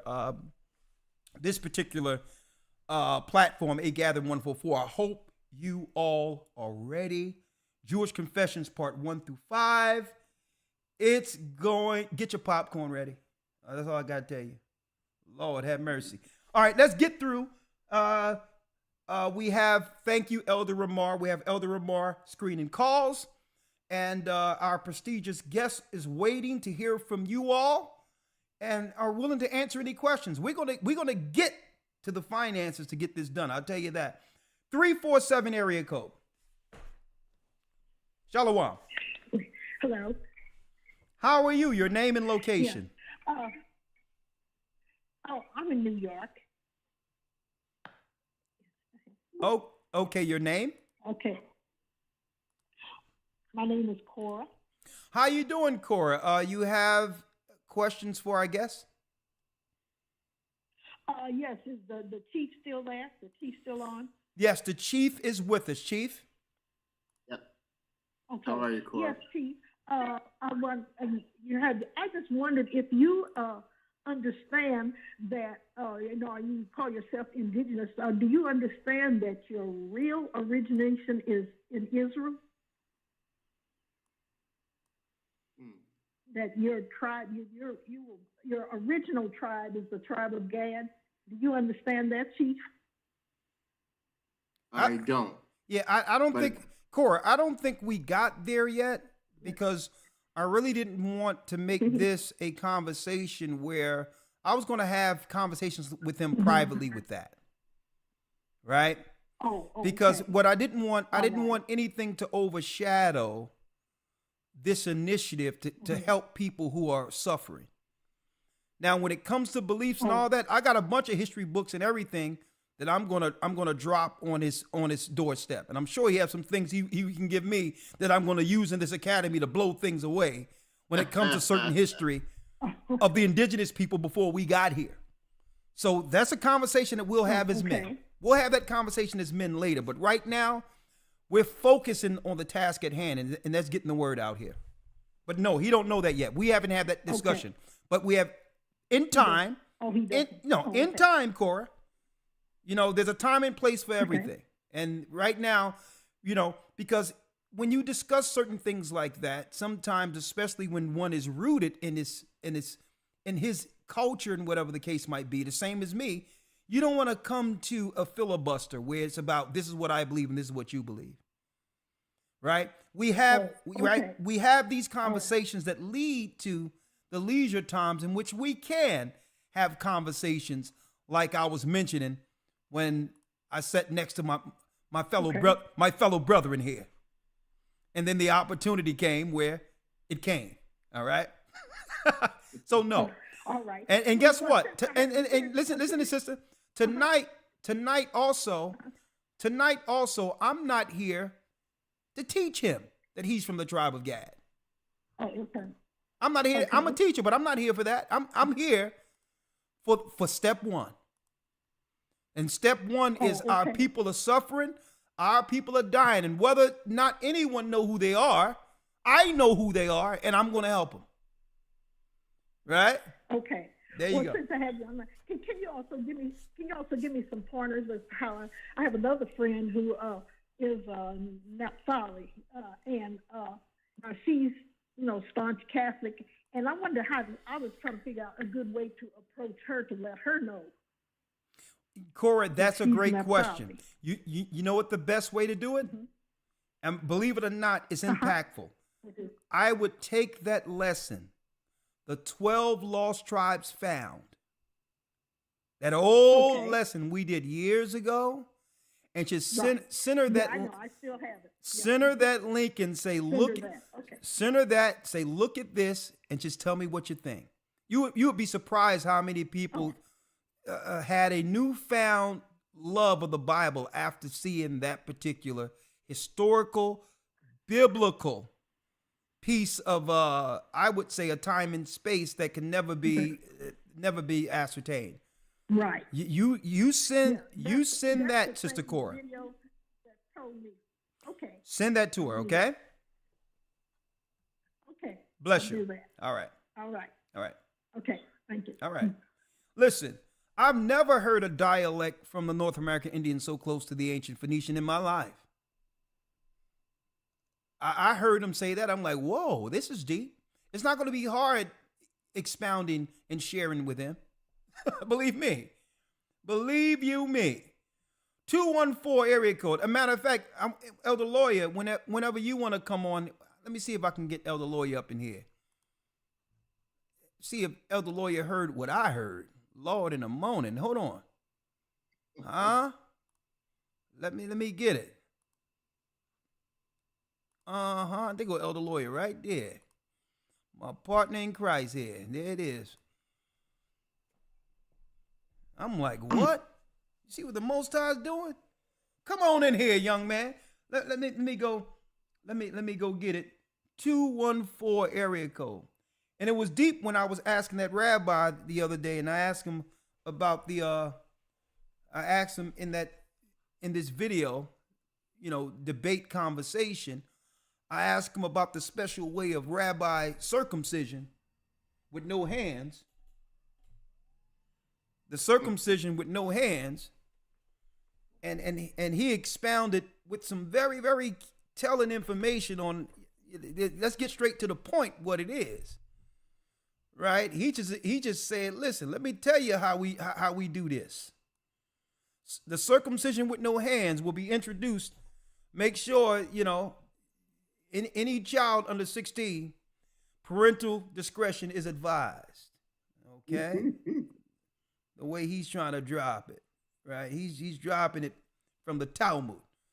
But I'm gonna leave that for it's happening. Don't worry about it. Let's do it. Ross has a comment. Yes, Ross.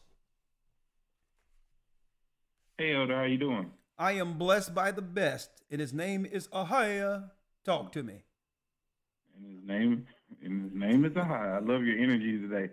So I just I missed most of the session, so I'm going to go replay. I came in right when you opened the lines up. Oh my goodness! But I noticed you're speaking to a Native American gentleman. So I have a question about that. But first, I just wanted to comment real quick. I've been trying to reach you. I was one of the callers that wasn't able to get through last Wednesday. Yeah. And I was just wanted to make a brief comment. I know when people overseas in Israel today, those people, I noticed that they trace their lineage through their mothers. And only one other group of people that I noticed to do that is when you look at witch covens.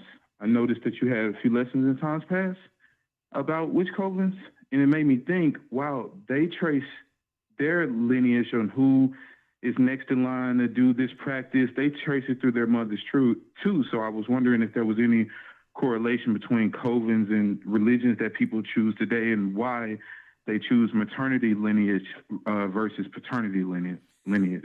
Now, I've spoken to It a was rabbi, even though we like, this is the last one I'm going to take where we're going off topic. I don't like that, but oh, I'm sorry about no, that. that's fine. Don't apologize. You're here now. There's two separate things, Mm-hmm. right? And I've spoken to a rabbi who tried to explain to me why they do it outside of knowing that the genealogy Mm-hmm. comes through the father. I didn't have to explain to the rabbi that when you go to Genesis 10, Genesis 11, all these genealogies that lead to who people are, Ham, Shem, or Japheth, is through the father. So what happens to where y'all talking about through your mama? And he said, well, we know that the lineage is through the father, but it's more so a cultural thing. Why? It gives the responsibility of the woman to hold the tradition and teach it to the children, so they value that more so to keep what? To keep the solidarity of their people together by strengthening the woman with the responsibility of carrying the culture. So it's more cultural and traditional than it is, what you would call through the genealogy, which is common sense, is through a man, right? Okay. So Yes, sir. they'll tell you that they know it's through And the father I- too, but again, they don't care about the father or mother part because they're more so through conversion anyway. They're more so through conversion. So the whole thing is, when you look at what happened in the second century under Hyrcanus, you had a large number of Idumeans who converted into Judaism right before Christ came on the scene, on the Antipater and the Herodians. So all in all, they didn't care about the father or mother because they're not through the genealogy of Jacob anyway. So it's more so keeping their tradition and culture in place. That's all that is. That makes sense. All right. So let me That go makes to sense. I appreciate that breakdown. yeah. But I had a rabbi tell me Elder, I that had a- because it didn't make I any had sense a- to me that the I Torah says that the genealogy is through the father, and I couldn't imagine that Jacob's lineage or line would be through Rebecca. Like, give me some understanding there. Yes, sir. Right? Yeah, and I think it's a slight delay. I think it's a slight delay in the phone, but I had a quick question. Oh, for the no, chief. you can't do a quick I question. work. You cannot do a quick question Oh. until Friday. That was smooth how you tried to Okay. get that in there. But it's sweet. Hold No, tight. no, it No. was serious because I work with a lot of Native American tribes, and I just had a question about the way that they, how do I say this, like verification of address. Like, they don't have addresses with reservations, so you have to, like, when you're trying to verify where your assets are, and you're working with a Native American tribe, it's the like, we have our address. There's this like left at the Red Barn, over the hill. That's their address. So it just got me to thinking, when us as black people, Hey, brother, listen to when me. we return our lineage, Listen, you're running into something else. I can't allow it because you came in late. I answered your question and you're flowing into something else. I'm sorry about that. It's not, you got to have a high decorum for the respect of our broadcast. All right? But I'm with you. I answered your question. Like May I the said, Most I High be missed- with I you missed until last week's lesson, Friday. So I apologize about that. Don't apologize. I'll talk to you Friday, All right. my brother. Yeah. All right. My All brother. right, y'all have a good one. My brother. Martin has a comment. Shalom, elders. How you brothers doing? and sisters. Shalom, Martin. Where you I'm from? doing What all say right. you? Do you have questions for our distinguished guest? I'm a Gadite out of BC, Canada, on the Edmonton body. I just want to ask the chief a question. Okay, Chief. How are you? The Chief is ready. Peace and blessings, chief. How you doing, as brother? well. Get this some reservation humor, man. You look like my uncle now, my chief. I'm just kidding. My uncle was a chief too, man. Oh, I was going to ask about the water thing. And did you know about the water settlement in Canada that's going on? No, I don't know about the water settlement in Canada. We hear down here on this. How they like poisoned all the water in like most of the reservations in Canada. Yeah, our sister reservations is Moravian Town, Muncie, Delaware Nation, and then Oneida Sixth Nation, right? The Muncie people. And I can't hear you, I have Chief. had conversations with the chiefs there, about their water, and they don't drink their water. They go and they get bottled water, and this is a problem worldwide when it comes to MB, right, to that water. And there are ways to help to address them. Some of them are, using water generators, where, we can grab that water right out of the air and provide, over 2,000 gallons of clean, fresh water to a community, while trying to work on correcting the problem. But we all know that that Mother Earth, she doesn't need us to heal her. She will heal herself, right? And the things that we do as human beings, like with climate change and environmental injustices. Mother Earth can't heal herself if Ford have something to say about it. That's correct. Right. And so, I'm not aware of the water settlement there, but I'm very happy to hear that there is one, and I would be very interested in in looking into that and reading upon it.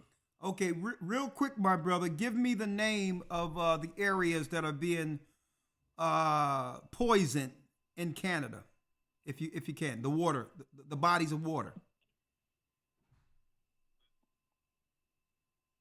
You there? Are you asking me, Elder? Martin, yeah, you. Elder. Oh, it's actually on a website. It's called the Canadian Water Settlement. It's almost every reserve in Canada. So they've been targeting the reservations, and it could be intentional. So give me that again. Say it again. Okay. The Canadian, I think it's this Canadian Aboriginal Water Settlement. Okay. You'll see there's a huge list. It's every reservation in Canada. But there's another thing I wanted to mention was that, so they allocated like $800 million settlement for this. And then what they did was like, okay, so of that 800 million, only 80 million is going to go to the people, right? Which I applied for because I was up there drinking the water on the reservation when we weren't supposed to be. And so only 10% of that money goes to the people. The other 90% is supposed to go to fixing the water infrastructure, which also tells me they haven't fixed the water yet, right? When they say this money is going to go to fix the water, that means they haven't done it yet. Yeah, so what's going on here is everything is getting politicized, where the same people who are responsible for poisoning the water can now get paid on the other end from the political side. Okay, so get this, right? And then the settlement was supposed to come out last March, right? Yeah. And this company called Deloitte has the money, the government money. They took the 800 million, this law firm, and said, okay, we're going to distribute this money out. So I was supposed to get like $7,500, right, for getting poisoned. But, so I keep calling them. I'm like, hey, where's my settlement? Oh, can you wait another month? I phoned them for 6 months, and it's still, now we're January, February now? Almost February, the next year. They still haven't given me my money. So I know, so I think, now in my head, I'm like, wait a second, these guys are collecting interest on that money before they pay it, as much as they can before they pay it out to us. Hey, listen, you know what the payment is for our people. They'll ask you, did you get the jab? You can get that for free. That'll straighten everything out for everybody. But let me put you on hold. So I'm looking. Anytime they don't give you something free, you have to side eye it, right? Because the replacement, the whole answer is that you're not around to collect it. Okay. I'm looking at this right now. Class action litigation on the drinking water advisories on First Nations. right? And it's deep that the chief brought this out. He went all the way back to Margaret Sanger, how they were seeking to gas chamber the North American Indians and people from his tribe. And they stood up against this because it's really about eugenics and depopulation against God's people. And this is why documentaries, this is why series like we're talking about, I don't normally parse out time to do pieces like this to show you how important this is.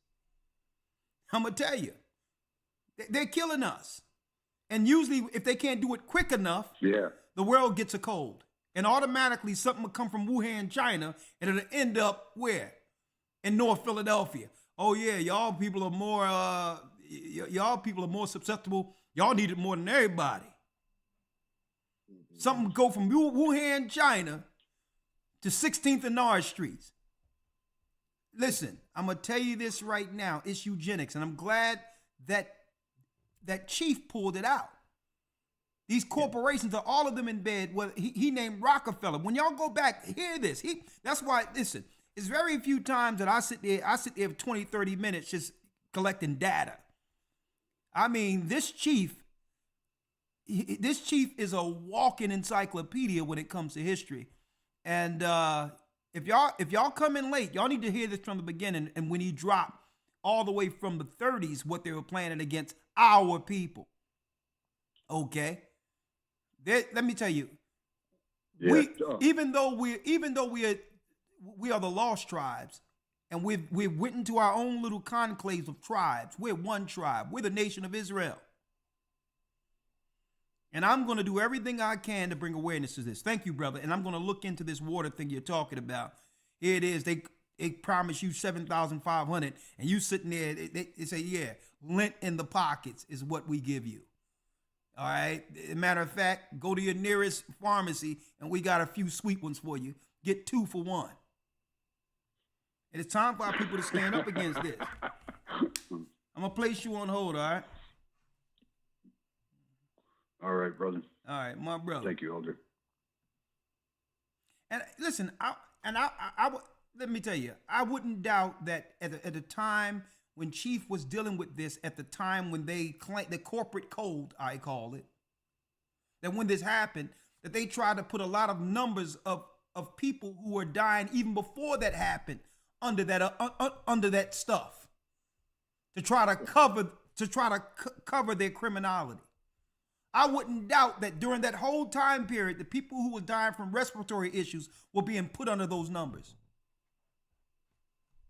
Don't get me. You got Bill Gates, who gave $60 million to Planned Parenthood, who's responsible for the death of over 60 million people of color. Lord have mercy. Hold up. I don't. Chief. Chief. I want to parse this out with different subjects that I bring you on as a guest. So I don't need you spilling all the beans right now. Hold tight with me, because I got big cans of beans. Sir, let me tell you, we're gonna squeeze every little topic we can off of this. Let me tell you, brother, we're gonna drop. Let me tell you, sir, this is just the beginning. Watch what I tell you. All over the world, sir. Watch what I tell you. All right. We was over in England. They had the Jewish Defense League calling up in there. like, how did they find me there, huh? Man, we would. Let me tell you, we would drop. We had the ADL, the JDL. It was more L's than you can think about. As we expose the lies of the Rockefellers and others who come under the guise of philanthropy, that they're looking, when we understand that there's a depopulation agenda against God's people. And so here it is, Chief. I know you're the good guy. You're the wonderful guy. This land is your land. This land is my land. But I'm here to say it's time for you to stick your flag in the ground and say no more space. All right? And I'm with you. Let's do it. We have Gwen with a comment. Come on now. We're going down. I only got about 10 minutes before this broadcast ends, and we will follow this up in a couple of weeks. Yes, Gwen, talk to me, sister. Where you from? Okay. California. And by the way, And I'm a I proud took some. member of the Hold up. By the way, Chief, I took some clay pots. Let me talk to you about this, Chief. I took some clay pots, right? I learned this over in the Greek islands, how they used to cook food under the ground, and I got some lamb cleftico waiting, simmering with potatoes, onions, carrots, and it's sealed. It's sealed in a clay pot, and you put it in. I mean, you got the bay leaf in there. You got the Scotch bonnet, a little bit of that thing in there. You got the you got the cold pressed olive oil, the ancient olive oil, and you put it up in that thing, and you sprinkle your seasons up in that piece. That's what I'm waiting for. So people really gonna have to really be up on it, because I got some lamb cleftico, an ancient recipe from the Greek islands that I whipped up right before I came up on here. So I'm raring to go. Gwen, what you got? Hey, Elder. First of all, I just wanted to say thank you for doing this show today. This was absolutely incredible. And just thank you for that. And for Chief Mann, I was really moved listening to what's been going on there. It almost brought tears to my eyes, the stuff that's just going on, and no more, okay? And for Lamont, I just want to thank you for taking it up to do it. And Elder Ricard, thank you for supporting him, because people don't realize how important this is. And I know it's the end days, but there's some products, some movies that need to come out where we're in charge and we're doing it. And Lamont, I worked in production, both in front and behind the camera. And I just want to say this. I want to just let you know this. I know that you're used to like really big budgets, because that's all we would be around. But it doesn't take that much. 100,000, like you said, the starter. When you get that, you can do it. I just want you to know, because it's all smoke and mirrors. Everything smoke and mirrors. I've been learning this from Elder Ricard. It's like all of this to make you think you can't do it, but you can, because we're the children of Israel, and God helps us. Okay, I've done short films in my early days where I just had enough to shoot, so I would shoot, and then the rest of the money came when I got ready to do the mix. You see what I mean? So be encouraged, brother. And I'm going to make a donation and be in touch. Thank you, Elder Ricard, for putting this on. This was absolutely incredible. All praises. This is what we're here for, sister, from the beginning. And Gwen, you're right. It doesn't. But when someone is taking off time to do something like this, you have to think about the fact that you're not going to be able to work a job, and bills and all the mortgage and everything have to be paid so you can survive your way through this. So that's the whole deal. If he could have something, if this wasn't a labor of love that he had to jump 2 feet in and still keep a roof over his head and finish it. So that's why when he gave me a number, he said that number initially, and I looked at him and I said, that's to get it done. But if you're going to put in hours and hours and not being paid, how are you going to live? So all of that has to be, you're right, but all of that has to be in the mix of it to know, okay, how do I do this and not suffer and be out in the street helping our people do this too, right? So you got to come up with a number where you can balance, still live, get the job done to a point where it makes a profit, and now you have a bank that you can operate with, and you don't need the companies anymore. You now you have startup money. That's right. To give the devil hell, right? So that's what my thing is. Money is a defense, and I don't want us to sit back and think that we can do something scraping away, because he came to me with little numbers, and I looked at him and I'm thinking, okay, it's listen, you can think about it doing it that way, but then every time something happens at your home and rent got to get paid, that's time taken away from the project, and that kills the deadline. So you got to be realistic when it comes to budgets. And yeah, and that was my point, sister. Right? Yes. All right. No, I totally agree. Yeah. Yeah. I Yeah. totally agree with you, Elder. Right. The Lord will provide. Believe Because- me, I'm willing proof. See, okay? The Lord will provide. he- Just keep going. I got to see this. This is so moving. Okay? Thank you, sister. Sister, this is just the beginning. And Let- I'm willing to help. I will reach out to the brother and just thank you. And I'm so sorry that all of this happened to Chief Man and our brothers Gad. Enough is enough. That's Let's right. do this, Elder Akar. Hey, sister, you know, if we talk about doing it, it's done. All right? We're going to do it. Yes. All right. Thank you, sister. Yes. And thank you for all your support, Thank Gwen. you. Bless you. Bless you. I'll All see right. you in the academy Sunday. Oh, yeah. Hey, we giving the devil uppercuts and body shots. All right? He's getting the thing done on it. Huh? Go ahead. It's wonderful. And for anybody listening who hasn't done it, you'll never be the same. Okay, I just start taking and it's just a way of life for me now. It's awesome. Thank you, sister. Thank you. Bless you. Sister Gwen. Thank you, sister. Hey. All righty. Bye-bye. Hey, let me tell you, it's nothing like this genuine support and love. There's nothing like our people. You have something to say, Lamont? No, I was just saying thank you to the sister. Yeah. I mean, these are some wonderful people. Wonderful people. Wonderful people. I mean, I can't say enough. And that's why I said, and this is why I said, let's bring it before the people, because that's the genuine love that's within this church, and people who've been following this work, and they're willing to see a project like this through.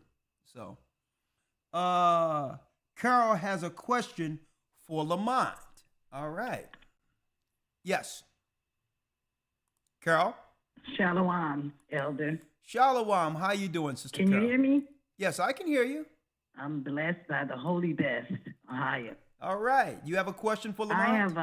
I have a question and a quick comment as well. My Okay. question to Lamont is, have you decided on what deadline date that you want the fundraiser to go up to? I mean, is there a deadline yet? Have you came up with that yet?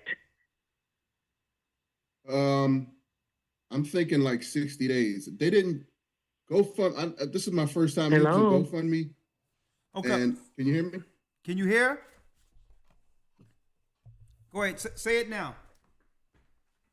So I I'm was thinking asking for Lamont, for the fundraiser, for the production, have you came up with the deadline date? Because I know you said spring, but is there a specific date yet?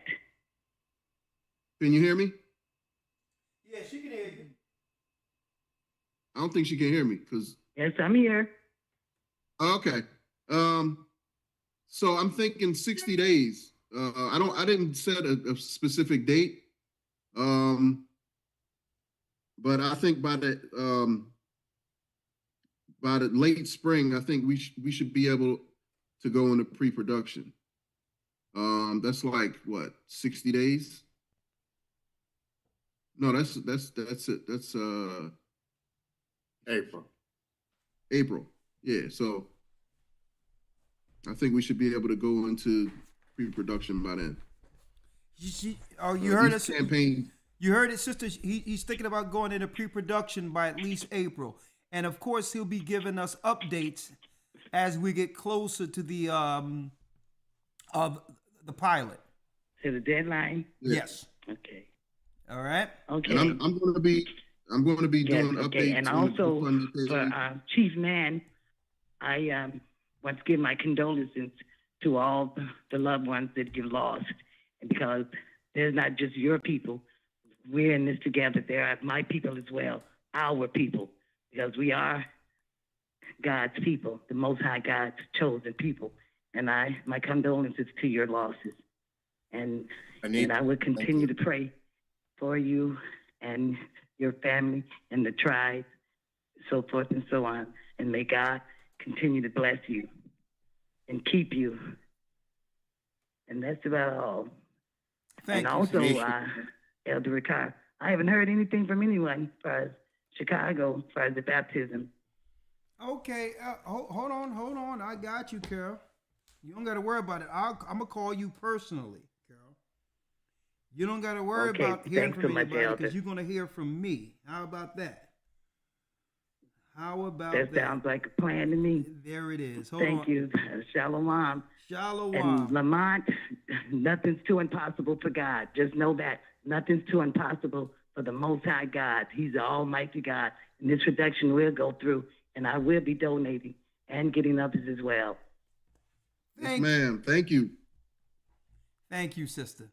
What a blessing. I appreciate you. Well, we're going to get this ball rolling. Thank you. All praises. Thank you, sister. I'm Okay, going to place you on yes, hold. sir. Yes, sir. All right.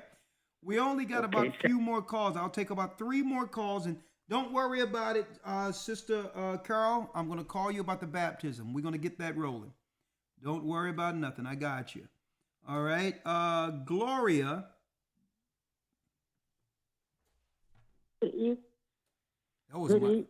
That was my jam. Good evening, Elder. Gloria. My Gloria. There he is.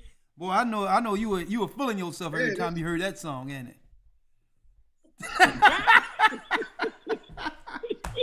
You were feeling yourself when that song. You couldn't tell the people they weren't talking about you. Huh? Help him with his body. All right, talk to us, Gloria. What you got? You telling the truth.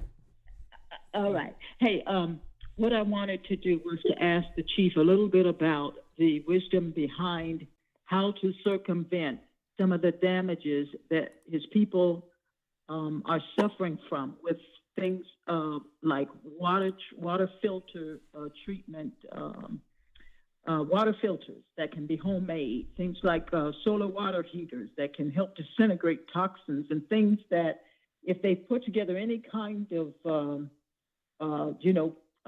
brainstorming sessions, are they doing anything in the background? Because a lot of times when you're going through these things, the earth can give back what you need to then, this, Elder, we believe in the process of healing, and what that means is having the knowledge of what to do.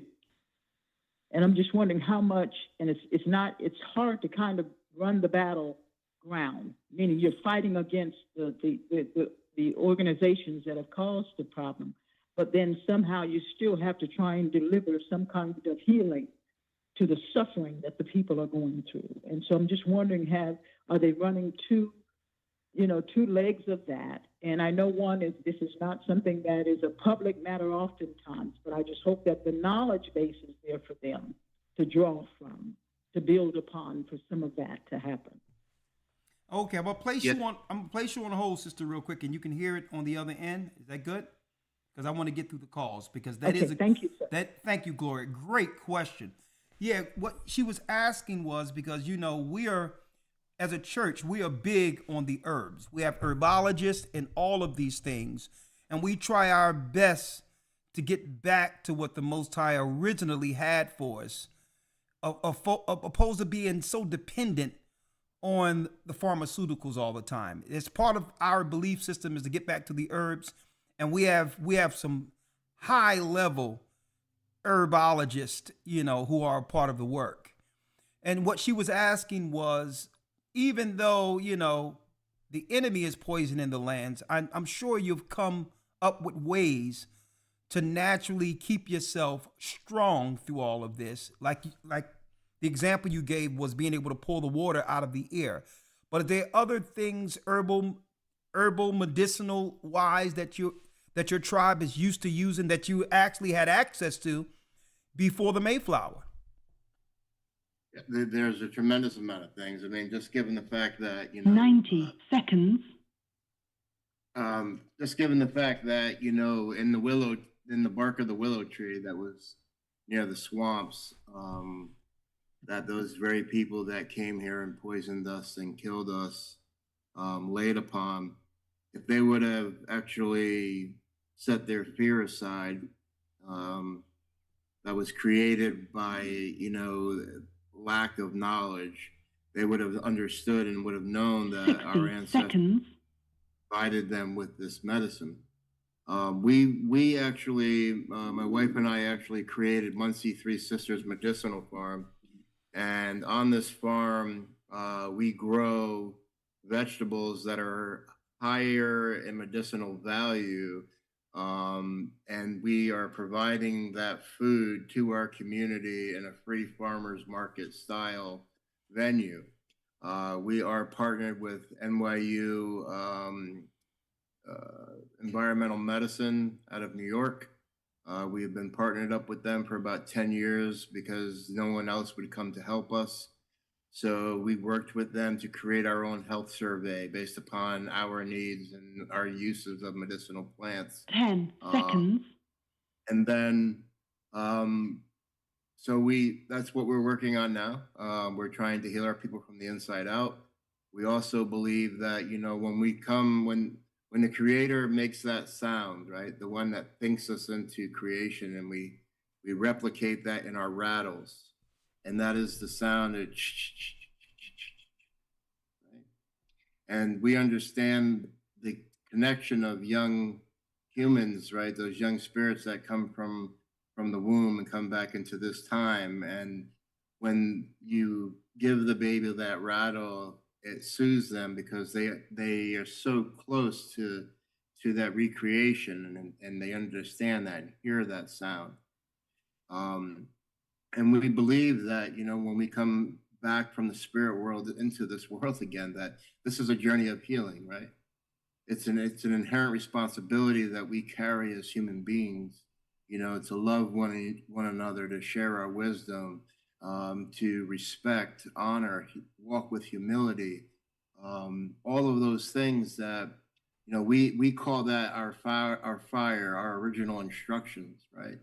Original instructions were given to the world in the form of a tablet, right? And on those tablets, there was instructions.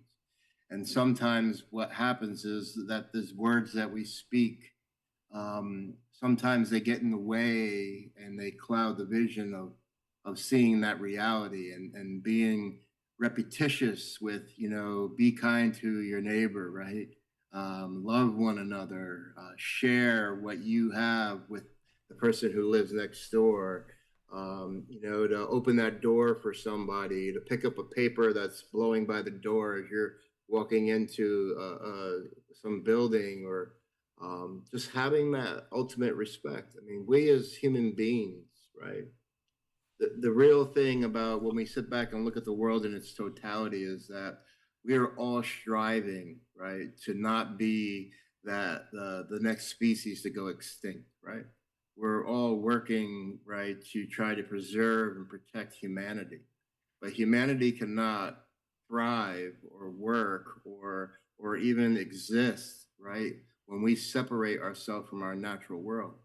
And in order for us to be those humble people, in order to walk with our humility, even though, we continue to be dumped upon, whether it's by chemicals or trees or words, or actions, we have to remember, right, that these things are way bigger than ourselves. I was once asked on Facebook, there was this post that another relative of ours had put up. And what they put up was if all the Europeans in New York City had come down with this sickness and they were dying and everything, and would we go there to help them? And I watched this native community who is suffering and in pain by what has taken place over the last, 400 or 500 years. And the majority of them, you can just see the anger, the memories that's passed down through our DNA rise to the surface and it begin to explode. And they were all like, no way, I'm not ever going to do this. Let them die, blah, blah, blah, blah, blah. And I watched this for 2 weeks. And finally, I went on there and I spoke. And the words that I shared was that if we allow the actions of others to control us and to make us, in light of them, right, to resemble them, then what if we did not go there if we did not help our relatives, right, that which consumed them was going to consume us. That what killed them is going to kill us, right? And that those words blown across that sacred fire, right? It took that fire that was raging and just brought it right back down to an ember again.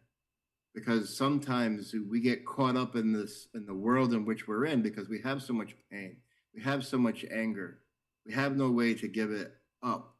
You know, our medicine people tell us that, you know, when we have things that fall upon our shoulders that we cannot control, that begin to consume us, that we take that the most sacred of for us is our tobacco. And we offer up a prayer and we lay that tobacco down somewhere where it won't be disturbed. And we ask the Creator to take that from us, right? So it doesn't allow for that to consume us, so that we become that which we despise. Right? Well, Chief, I'm almost out of time, but let me get one more call in. I'm with you, though. I apologize, but I'm at the 9 o'clock hour, right? All right. But the spirit of forgiveness is key, right? Now I forgive, but I'm not gonna put you in a position to do what you just did. The Bible says, rebuke, and if thou repent, forgive. So I'm with you, but hey, hey, like I said, you got to put that flag in the ground and say no more. But again, I agree with you. I agree. You know. I understand you dealing with the rituals and saying, well, I'm going to put something somewhere, my anger in the ground. But if the other side isn't playing that game, we got to understand, well, okay, I'm not going to harm you, but I'm not going to give you position to continue to harm me. All right. So in my physical presence, I do. Right. Yeah. But we're sitting here and we're talking about God, Allah. Right. Oh no, we ain't talking about Allah. We talking about the Most High God of Israel. Ki Shalom, right? Yeah. And that is the all-seeing and the all-knowing, right? Yeah. I mean, I have sat in front of those who, for whatever reason, have chosen the path, you know, of I mean, I don't know what the word is, right? They just want to allow for that colonialistic machine to continue to grind. What happens is that I need to stick 1 million flags in the ground. Yeah, yeah, but because I stick mine. Yeah, I stick mine in. I'm with you, but there's this man who's related to all of us by the name of King David, right?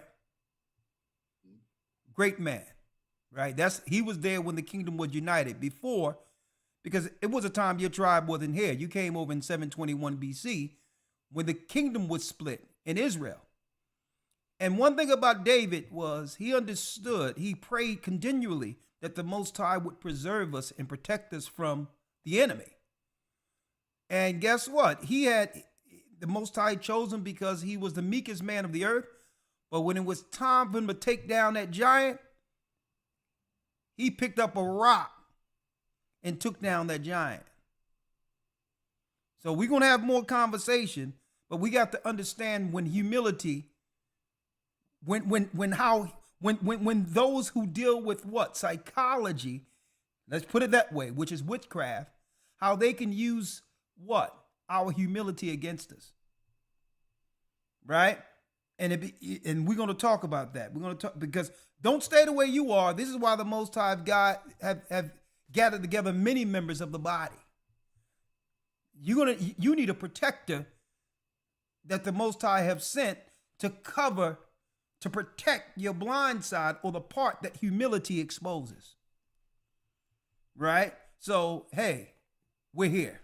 One more call, 240 area code. Let's hit it. Hey, Shalom, Brother This is Brother Emmanuel from back in the day, Market Street. I remember you, Emmanuel. You're the last call for this evening. It's the Lamb Klepter code is working, and I'm excited about this broadcast. I want to see where it goes. But you had a question for the chief. Yes. first of all, this is my first time hearing about this issue, Chief, and I just want to give my condolences to all the stuff that's been happening to you and your tribe, and just to let you know that my prayers are going to be with you, and I'm sure most of the church is going to be praying for you. But my question is, you know, my family's from the eastern shore of Maryland, and growing up, I always heard talk of people in my family being from the tribe, the Delaware tribe. And through my research, I found that I guess the tribe that they were talking about was the Lenni Lenape. I might be pronouncing it wrong. The Nanticoke Lenni Lenape. I found that they have a lot of, or not a lot, but maybe some reservations in New Jersey. My question was, has any of these issues affected them? And are you in contact with them? Matter of fact, we were just with the Nanticoke from both Delaware and New Jersey this past weekend at an event where we brought together the 5 local state recognized tribes, 3 from New Jersey, 1 from Delaware, and 1 from Pennsylvania. And we brought them all together to begin discussions about food sovereignty. So I am very aware of who they are. We have conversations with them regularly. The chief of the Nanticoke Lenape down in Bridgeton is Chief Yuri Ridgway, and the chief of the Nanticoke Delawares in Cheswold, Delaware is Chief Dennis Coker. Okay, so yes, they're coming together, and I can't wait to see, Chief, where this takes us. I mean, prayer goes a long way, and look, here we are. We were separated a long time from one another, and we're here at the very end of the satanic empire that was prophesied to one day fall. And I'm sure it's somewhere in your prophecy that at the end of this, we rise, my brother. So you're going to be hearing a lot from me, sir. It's been a humbling pleasure to actually meet you, but I can't wait to sit down with you from face to face. And I may bring a camera and come amongst and see on the ground, you know, what's going on there with our people, right? Thank you. Thank you, brother. You have a great night, and I'm going to be calling you soon. And bless you, Chief. Anishik and Lepichkana. Blessings. And my man, Pots and Pans. Brother Lamont, you gonna get it done. Unmute yourself, Lamont, if you may. I said thank you, and thank you to everybody that's supporting the project. I'm excited to get this done. This is awesome. A blessing. Here we are. I appreciate it. Well, thank you. When we sit there and think about the name, the echoes of the Ramapo, right? These Ramapo mountains, right, that our people found refuge in, they're older than the Himalayan mountain, and once they were taller than the Himalayan mountain. Mm. That's how ancient this place is. That's how sacred it is. That's how spiritually grounded it is. That people from all over the world find themselves here. All praises. And that's why the devil is trying to desecrate things. But hey, something great is coming. Something great is coming, my brother. Well, bless you. And Lamont, thank you, brother. You're doing a great job, and I can't wait to see the end of this. All right? Thank you. Blessings. That concludes our broadcast for this evening. What you say, Lamont? Hey, thanks, everybody. Hey, thank you. We need someone who can bring a view, bring the correct attention to what's going on with our people getting quietly poisoned, you know, with no mainstream media coverage. So thank you, my brother. Just, hey, finish it. Right? So I'll speak to you all after dinner. Blessings. It's been a long while. All right. Shalom. May the Most High be with you all. This has been a blessed broadcast. May the Most High be with you. Stay prayed up, sin not, and keep in mind that the Most High is calling back the children of Israel. Blessings and have a great evening. We went the 12 tribes of Israel. That's who we be, Manasseh, the Cubans, Ephraim from Puerto Rico, Naphtali from the Isles of Hawaii. The Lord is calling back Israel. Zebulun from Panama, Gad, the North American Indians, Simeon, the Dominicans. Our highest gathering Israel. The Arabs and Africans told us. At gunpoint. Together our wives and children then sold us. In the belly of these great ships we traveled in fear. By the rivers of Babylon we found our brothers here. A high gatherer. Asher in Colombia. Reuben from Australia. Issachar, the Mexicans. A highest gathering Israel. Judah, the Negroes. Benjamin, the West Indians. Levi, the Haitians. A highest gathering Israel.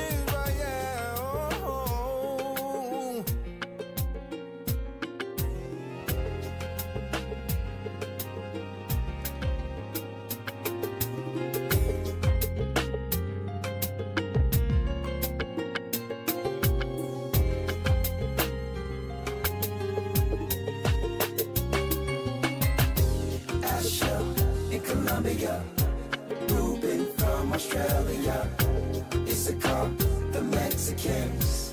That's who we be, Judah, the Negroes, Benjamin, the West Indians, Levi, the Haitians, Manasseh, the Cubans, Ephraim from Puerto Rico, Naphtali from the Isles of Hawaii. The Lord is calling back Israel. Zebulun from Panama, Gad, the North American Indians, Simeon, the Dominicans. Our highest gathering is